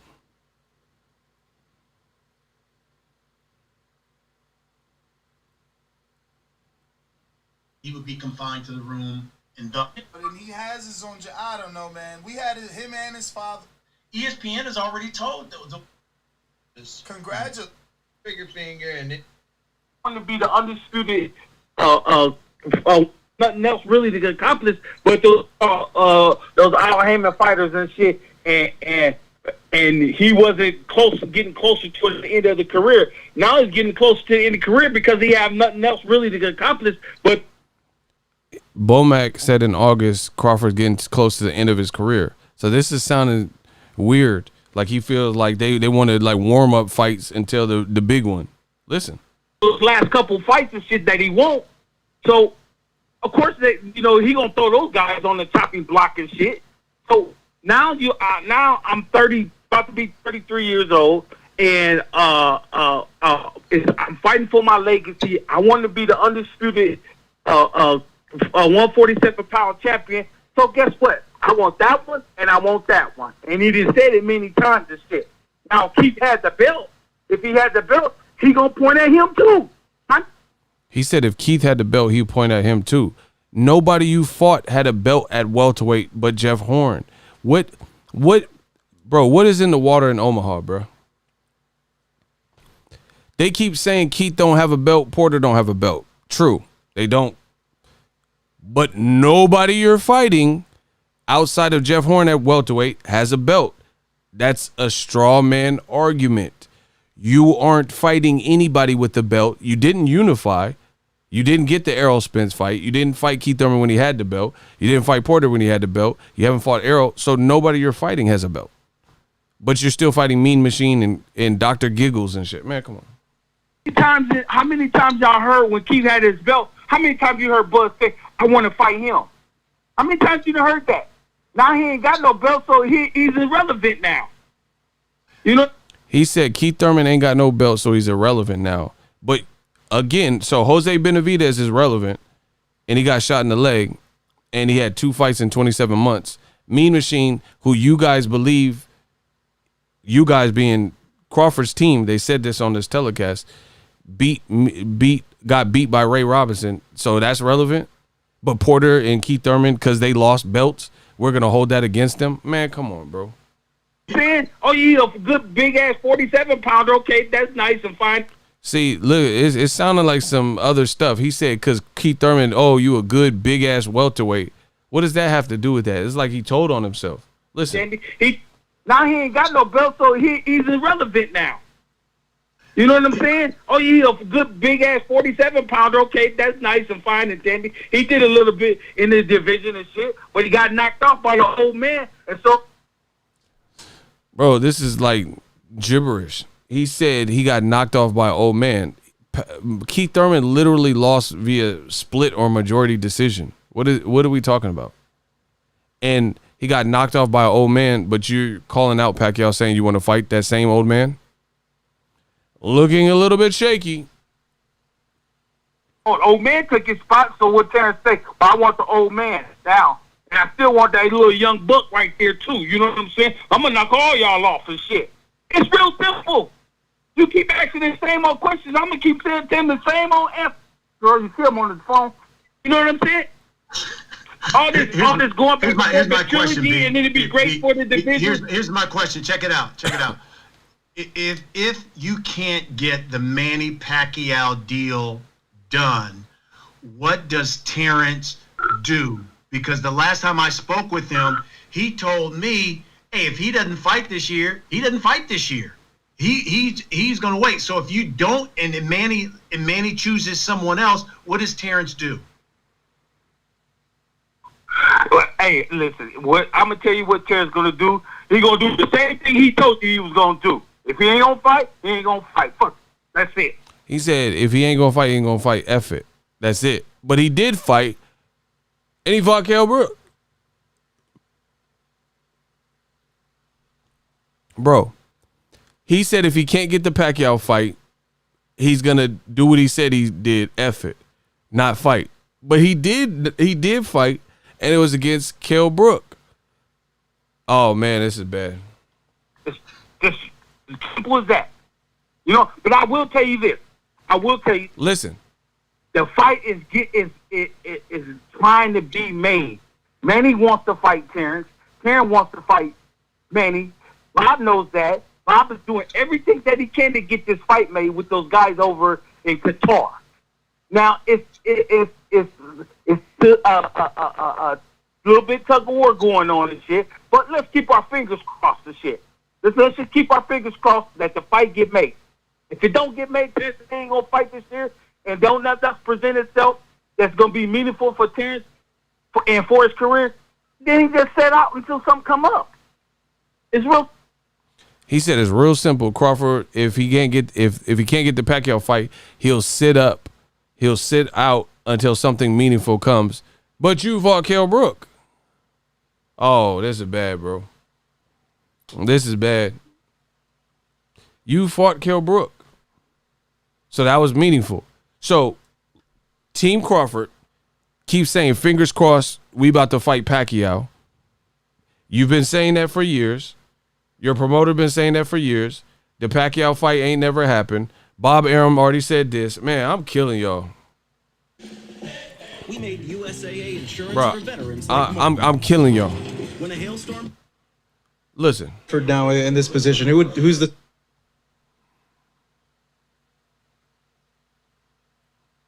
So keep in mind, Bomac saying, "Oh, fingers crossed, we about to fight Crawford."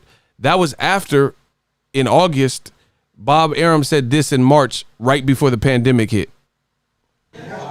So where does that put you with Crawford now in this position? Who's the second best? Is it still Manny, or are you looking at maybe Porter, Garcia?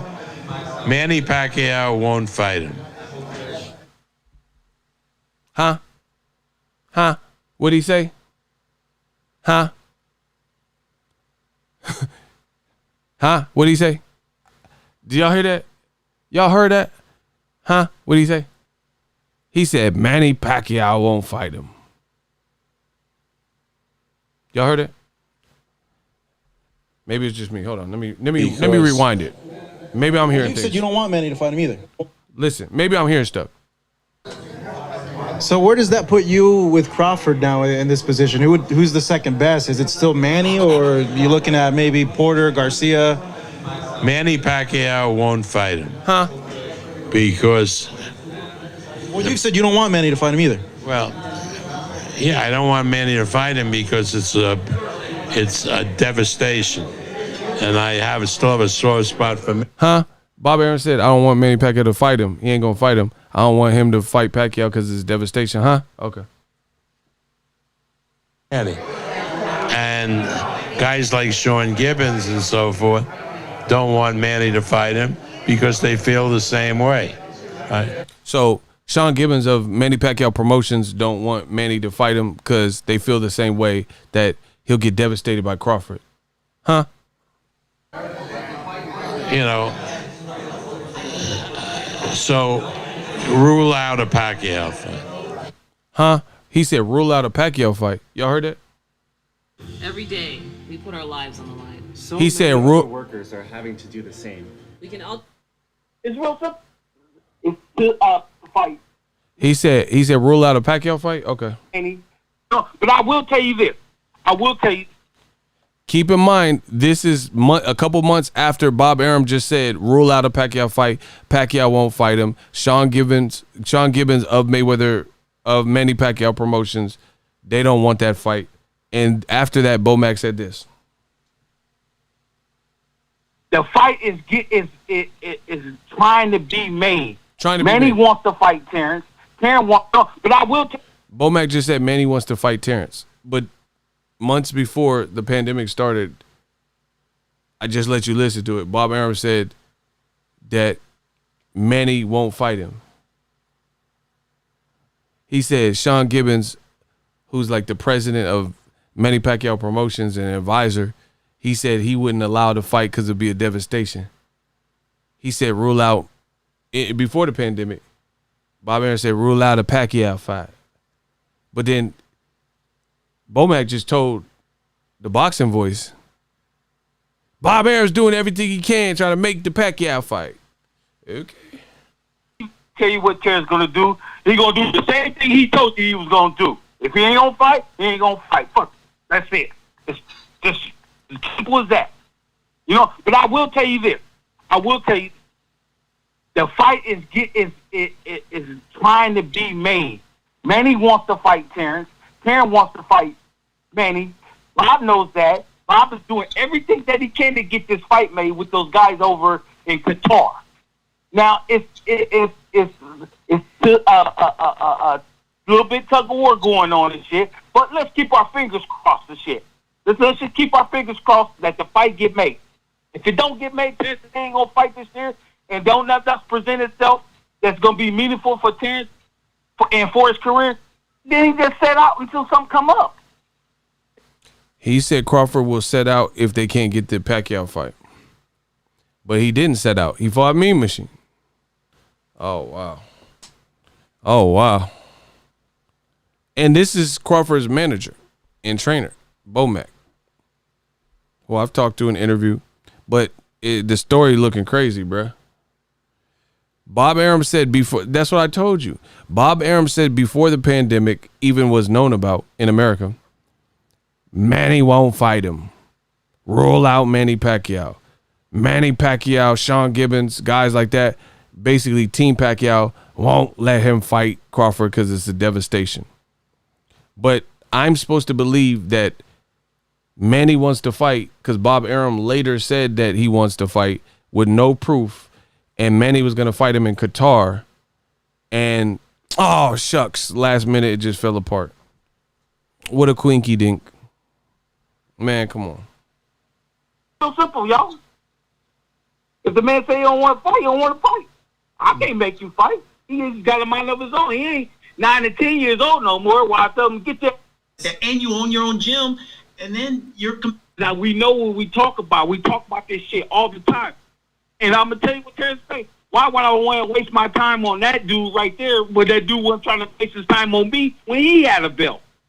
Yeah, but it's simple. But Brian, it's real simple. Now tell him. That's the same thing go get a belt. Go take the belt from. Listen. Let me just say this. Let me just. He said, "Tell Keith Thurman to get a belt," but Mean Machine didn't have to get a belt. Amir Khan didn't have to go get a belt. Benavidez didn't have to get a belt, and Kell Brook, he damn sure didn't have to get a belt. I mean, this logic don't make sense, man. That's the same thing they tried to do to you and Terrence when right before the Horn fight. It's like, oh, let him get a belt, then we worry about it. Then when he got a belt, oh, let him do something. If now you take your opportunity to play tit for tat and say, oh, let him get a belt, we'll never get that fight. We'll never get none of those fights because every time the B side becomes the A side, they tell the B side, go do something. We keep extending it. Now Earl is in charge. Well, he's telling Keith. He's telling Keith the same thing Keith told him. It's like a merry-go-round. Look, he should have kept his belt then when he fucking fought. He should have kept it. But did he? No. So, yeah. So Keith Thurman should have kept his belt, but again, nobody had a belt outside of Jeff Horn that Crawford fought at welterweight. Stop it. Oh, man, it ain't his fault. It ain't Errol's. So Think about it. Let me ask it's you. Real simple. It's not us that just wasn't champions no more. So Keith is one of those dudes. He ain't got no belt. He one of those Al fighters who just ain't a champion no more. You gotta think about it though. You got to think about it. Okay, that was a couple years ago when he fought those Al Heyman fighters and shit, and he wasn't getting closer towards the end of the career. Now he's getting closer to the end of the career because he have nothing else really to accomplish but those last couple fights and shit that he won't. So, of course, he gonna throw those guys on the chopping block and shit. So now I'm 30, about to be 33 years old. And I'm fighting for my legacy. I want to be the undisputed 147-pound champion. So guess what? I want that one, and I want that one. And he just said it many times. Bro, this sense of entitlement from Team Crawford is berserk. It really is. They have this sense of entitlement. I want that one and that one. You're not in the playground with any of these fighters, so you don't dictate the term. I don't understand this entitlement. I want that one and that one. You have one belt. Errol has two. Your pay-per-views have flopped, especially at welterweight. Your most recent thing, Errol Spence's recent pay-per-views have not flopped. Errol's doing better crowds. Errol's fighting tougher competition. How do you just think you could just window shop and just say, I want that one, huh? And if I don't get that, then we ain't fighting nobody that nobody want to see. What part of the game is this, bro? What I need to know this. This Omaha logic, that's what I guess we have to call it. Omaha logic is not making sense. Like either that or they're not doing a good job articulating it. He said, I want that one and that one. Spence or Pacquiao. How do you just pick what you want? Okay, that's cool. Everybody has preferences. But if you can't get that, what you do? You got to pick something else off the menu, right? Now, Keith had the belt. If he had the belt, he going to point at him too. How many times y'all heard when Keith had his belt, how many times you heard Bud say, I want to fight him? How many times you heard that? Now he ain't got no belt, so he's irrelevant now. You know what I'm saying? Oh, he's a good big-ass 47-pounder. Okay, that's nice and fine and dandy. He did a little bit in the division and shit, but he got... How you going to say Keith Thurman did a little bit in this division and shit, and he did a million times more? Bro, tell me this Omaha logic makes sense to anybody else. He said Keith Thurman did a little bit in this division. Bro, he was a 2-belt champion, something Crawford has never done at welterweight. He fought a legend and Hall of Famer, guaranteed first round in Pacquiao. And he fought Danny Garcia when he was undefeated and put a blemish on his record for the first time. And he fought Shawn Porter and did great, $4-6 million on CBS with that. And he's done numbers. He fought on big cards like Broner Maidana card with Jesus Soto Caras. How you going to say he did a little bit? Okay, if Keith Thurman did a little bit, then y'all ain't done shit. If that's if this is the scale, then there's no way. If that's a little bit to you, then y'all ain't done shit. Because Keith Thurman had 2 belts. You've never had 2 belts at welterweight. You've never fought a guy like Pacquiao at welterweight. You've never fought a guy like Danny Garcia at welterweight. You never fought a Shawn Porter at welterweight, let alone an undefeated Danny Garcia and a once beaten Shawn Porter. And that arguable loss with Kell Brook was the one fight. I mean, it just sounds like incoherent rambling. Backed off by the old man, and so old man took his spot. So what Terrence say? Well, I want the old man down. You know what I'm saying? All this going back. What does Terrence? He's going to wait. So if you, of course, he going to throw those guys on the chopping. Now Earl is in charge. Well, hold on, y'all. Is Bob going to sit down with what's his name? What the boy name is? Al Heyman and shit to try to get that. Yeah, is he going to sit down with them to get that fight made? These fights, now Terrence is fighting. It got to have meaning to these fights and shit. Keith Thurman don't got no damn belt. The man Bo Mack, who's the manager and trainer of Terrence Crawford, says now Crawford's fights have to have meaning and shit. Keith Thurman ain't got no damn belt, but nobody had a belt that you fought outside of Jeff Horn at welterweight. That's why they have to keep reverting back to 135 accomplishments and 140. Does anyone else see this and hear this? He said Keith Thurman ain't got no damn belt. Mean Machine didn't either. And neither did Amir Khan or Kell Brook or Jose Benavidez. That's 4 people. And actually, your first fight was the belt fight. So everybody you fought since Jeff Horn has no belt. So how you going to shit on Shawn Porter, who's your mandatory? How you going to shit on Keith Thurman, talk about these guys, they're not good fights? Well, like. Do we? No, he ain't even ranked in the top 5 in the welterweight. Bro, he just said Keith Thurman ain't ranked top 5 in the welterweight. I mean, this is it's crazy. He won't make us no different. We never truly get, but don't you think because things are more in your favor? Fight with Earl, if anybody. He said Keith Thurman ain't ranked in the top 5. Pacquiao don't, what? Velasquez, you had said, you got. Listen. I mean, option C. And Thurman is not solid, and the only other option is Kell Brook. Do you feel like Thurman is a good option when looking at those other 2 names that are on the table? Yeah, he could be an option B. I mean, option C. And Thurman is not even. I mean, Kell Brook is not even an option. I mean, that's a wounded duck. A wounded duck. So there you have it, folks. I found it again. Bo Mack just says Keith Thurman. Bro, look at Bud's team. Look at what they are putting out. Bud's manager and co-manager or whatever, manager and trainer, just said Keith Thurman is an option C. And Kell Brook is not even an option. This was in August of this year, in the pandemic. We knew about the pandemic by August. He says Kell Brook is not even an option because he sucks and he's a wounded duck. So he said it not once but twice. He's a wounded duck. So Team Crawford has already set the tone and the standard that going into the fight in August, before the fight was actually even negotiated, they spit on Kell Brook and said he's not an option. He's a wounded duck. So you went into the fight with somebody that you labeled a wounded duck.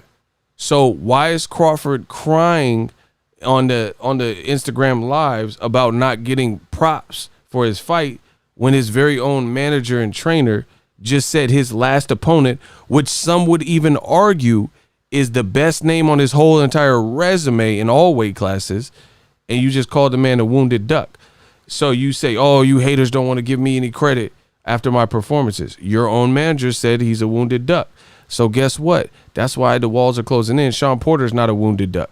He's always in shape. He don't drink alcohol, smoke, and all this other stuff. He's a family man. He don't even have time to do nothing. He's doing commentary for everybody. He's doing a podcast. He's a busy bee.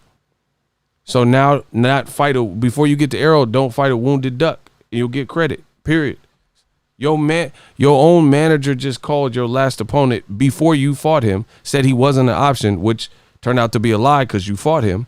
And then they coattailed Pacquiao and said that he was someone they were looking for. And then you called the man a wounded duck. Told you. Kell Brook is not even an option.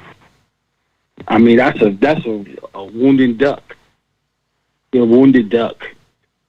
But Brian, and Thurman just running his damn mouth. You kind of been here before. Remember with Cav Velasquez, you had said, you guys didn't want Cav Velasquez. You felt Ray Robinson beat him, but Top Rank kind of still made you fight him. And even now you're saying Thurman's Kell Brook's a wounded duck, but it seems like Top Rank is still putting him on the table for you guys. Well, that's what the writers put out there. But what me and Bud told Bob Arum is totally different. Which way we want to go? It's totally different from trying to get a fucking Kell Brook. The fuck. Like, I would rather fight Thurman if Pacquiao don't pan out, if they can't get this deal worked out the way we wanted to get it worked out. And I would rather fight, would rather fight Thurman, but Kell Brook is, man, he had his face bashed in. What he gonna do? Short arm. He's gonna get the shit beat out of him. There you have it, folks. He just said that perhaps this is before the fight. The most important name on Terrence Crawford's resume, perhaps, is welterweight. If you don't think Kell Brook is the best name on his resume, you would at least have to say he's the best name on his welterweight resume. Right? He said the man was a wounded duck, not once but twice. See, I told you, my channel, I treat this like a court case. I just allowed you, Your Honor, I let you guys listen for as long as you could. Your Honor, Terrence Crawford's very own manager and trainer, Brian McIntyre, also known as Bomac, Your Honor. He just called Kell Brook in August of 2020 a wounded duck. He did not say this once. He said this twice. Then he goes on to say, Your Honor, that we would rather fight Keith Thurman. We didn't want the Mean Machine fight because we thought he lost to Ray Robinson. We would rather fight Keith Thurman rather than Kell Brook because he has short arms. What's he going to do? He got his face bashed in, Your Honor. So why is Crawford pandering to the audience, saying I'm just not getting my just due credit, Your Honor? On his Instagram Live. You know why you're not getting credit. You know who you're fighting. You know who they're putting you in there with. And apparently your own trainer is aware of this as well. Because pre-fight, when y'all didn't think you thought you was gonna get Pacquiao, you shitted on Kell Brook and called the man a wounded duck. So again, it doesn't make sense what Crawford is doing. And I think I've demonstrated that time and time again. Your own team said he's wounded. He has short arms. He gonna get the ish kicked out of him. His face is broken in by Triple G and Errol Spence. Then the reason it looks bad, and like you hating on Errol Spence, is because you said Errol Spence ain't fought nobody. He only fought one good name, Kell Brook. But then you wanted credit for Kell Brook, and Crawford radical fans who aren't factoring in any of this, they saying, oh, I am impressed by how by how Terrence Crawford got him out in 4 rounds. But Brian McIntyre, Bomac, he told you what was going to happen because they was in there with a wounded duck. So you can't trace this back and now be mad at the fans who ain't giving him, max credit. Way we wanted to get it worked out, but fuck. Like I would rather fight Thurman if Pacquiao don't pan out, if they can't get this deal worked out. He said if we can't get the deal with Pacquiao, I'd rather fight Thurman. The deal didn't work out. Pacquiao's not fighting you, or at least this year, and you still fought Kell Brook. You fought Kell Brook. Way we wanted to get it worked out, and I would rather fight. Thurman, but Kell Brook is, man, he had his face bashed in. What he gonna do? Short arm. He's gonna get the shit beat out of him. Kell Brook, Thurman to give Bud a better run than Kell Brook will. I'm glad you said. I rest my case, Your Honor. All in the day's work. Shout out to y'all for checking me out. He just said Keith Thurman. He told you out his own mouth, man. I must be the greatest. He told you out his own mouth. He said Keith Thurman. He said all this other shit about why we shouldn't fight Keith Thurman. He don't have no damn belt. The money keep coming in. We got $2. This one is from Devon Marshall. Good show. Keep it up. Much love. Work from the 415 Bay Area. Let's get it. 415 in the building. He just told you. Got him. I told you. See, and then the funny thing is Crawford always says stuff about boxing media and stuff. I'm a reporter. I do this every day. So I'm willing to talk boxing with the best of them. I'll talk about anything. You know, we talk boxing, have a regular conversation. I'm not perfect, but I know the stuff I reported on. I know the stuff, I hear everything, you know, in modern boxing. He just told you out his own mouth, Keith Thurman, right? Keith Thurman would give us a better fight. There's no ad-libbing. Then Kell Brook. Kell Brook is a wounded duck. He repeated, he's a wounded duck. He got his face broken in. He's shorter arms. That's what he said. He said he's going to get the ish kicked out of him. Well, I'd rather fight Keith Thurman. Keith Thurman is a better option. He's a better out. He'll give us a tougher fight. I told you the most dangerous thing is a camera and a microphone. And the sooner old media realizes that with the narratives that they pushing, the better it'll be. You can't erase that. You know, you're going to go to, you have to remember every interview you ever did and all that. Right? This is a bad look for Bud because Bud also says, and his team, they're all over the place. They said stuff like, what do we get beating Keith Thurman? Why should we fight Keith Thurman? Boom, boom, boom, right? Why should we fight Keith Thurman? What do we get out of that equation? Right? This is what they said. This is what they said, right? They said, we don't get nothing out of it. But you get respect. You will get respect for all these fights that you downplaying.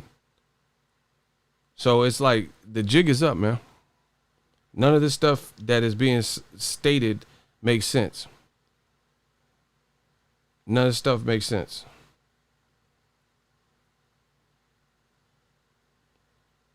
None of it makes sense. You know what I mean?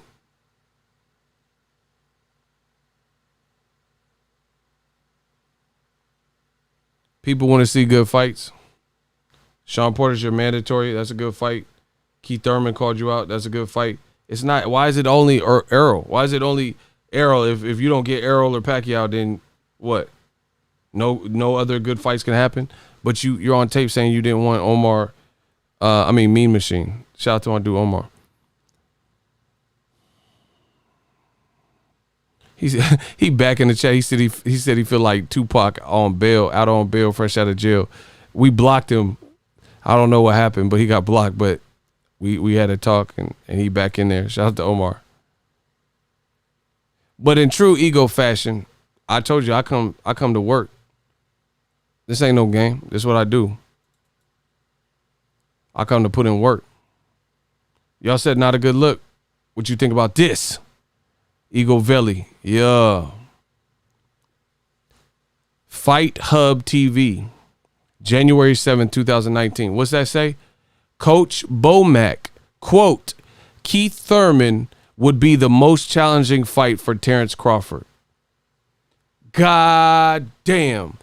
I told you, y'all keep playing with a real one, you get cooked. Y'all try to cook me, all this excuses and say, oh, you don't know what you're talking about, ego. I told you, I'm gonna cook you. I told you, all the fans, y'all made it worse. You should have never got me like this. You didn't want to see Ego Valley. Bro, there's an actual interview on YouTube, the platform you guys are all on right now, from last year. It says, Coach Bomack, Keith Thurman, this is a quote, Keith Thurman would be the most challenging fight for Terrence Crawford. Damn. So, when you're only going towards Errol Spence or Pacquiao, the cash cows of the division, and there's guys like Keith Thurman and Porter, which are still great fights and better fights than Mean Machine and Jose Benavidez after he got shot and stuff, now you see why the walls are closing in on Terrence Crawford, bro. He just said Keith Thurman would be a tough fight. He just said it in that interview, too. He said, Keith Thurman, I'd rather fight him than Kell Brook, but y'all fought Kell Brook. I'm lying? What did I lie about? I'm showing you the proof.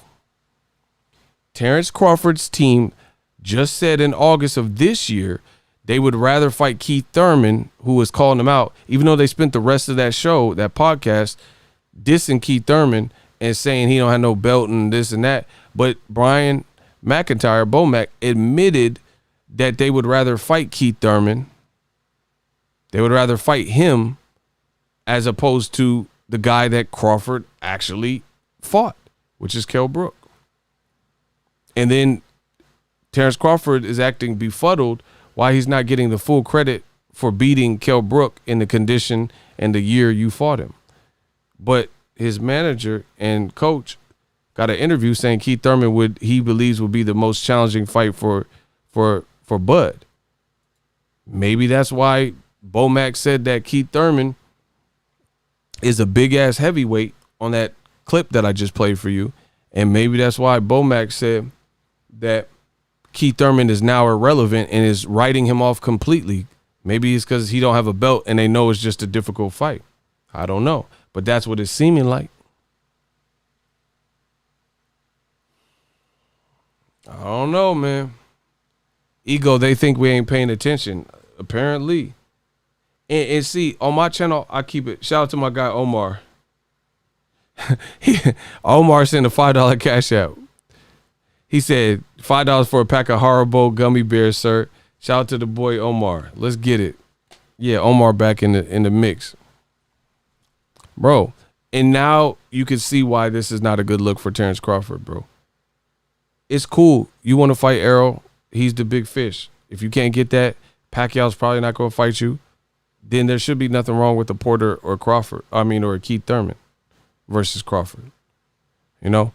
And we wouldn't even be dealing with, notice on PBC, do you guys ever see all this double talk? Honestly.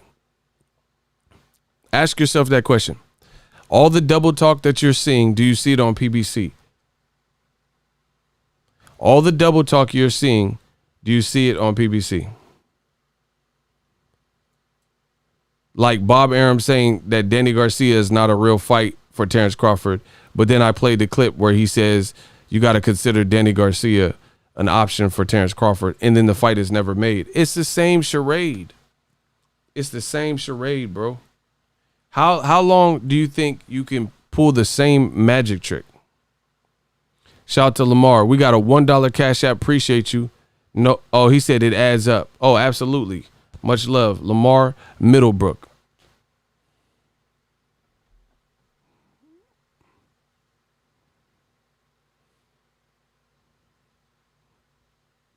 Wasn't that post by Bomac before Thurman versus Pacquiao? It don't matter. What does that have to do with it? Thurman lost a split decision. He lost a split decision. Who cares if it was before or after? What does that do? So Keith Thurman ain't shit. So now, okay, so you went from saying Keith Thurman is in January. You said, hold on, let me put it on the screen because I know you're a rat. Hold on, you're a rat. So you went from saying Coach Bomac, Keith Thurman would be the most challenging fight for Crawford in January. So Keith Thurman did lose to Pacquiao, a Hall of Famer, lost his title in July. I was at the fight. He lost his title, fair and square. I thought Pacquiao beat him via split decision. No biggie. So what's changed? Because a man loses to split decision to a Hall of Famer like Pacquiao, he lost close, hurt Pacquiao, got hurt himself. So he's just off the table and he's irrelevant, as Bomac said. But then on that particular podcast, Bomac admitted that he didn't think Mean Machine beat Ray Robinson, yet and still they still fought him. Kell Brook was an option. You can't beat me, Chris Brooks. You can't outthink me, Chris Brooks. You don't have more knowledge than me, Chris Brooks. The man just said Kell Brook was a sitting duck, a wounded duck. He said it twice. He said he's going to get his ass beat because he got short arms and his face bashed in.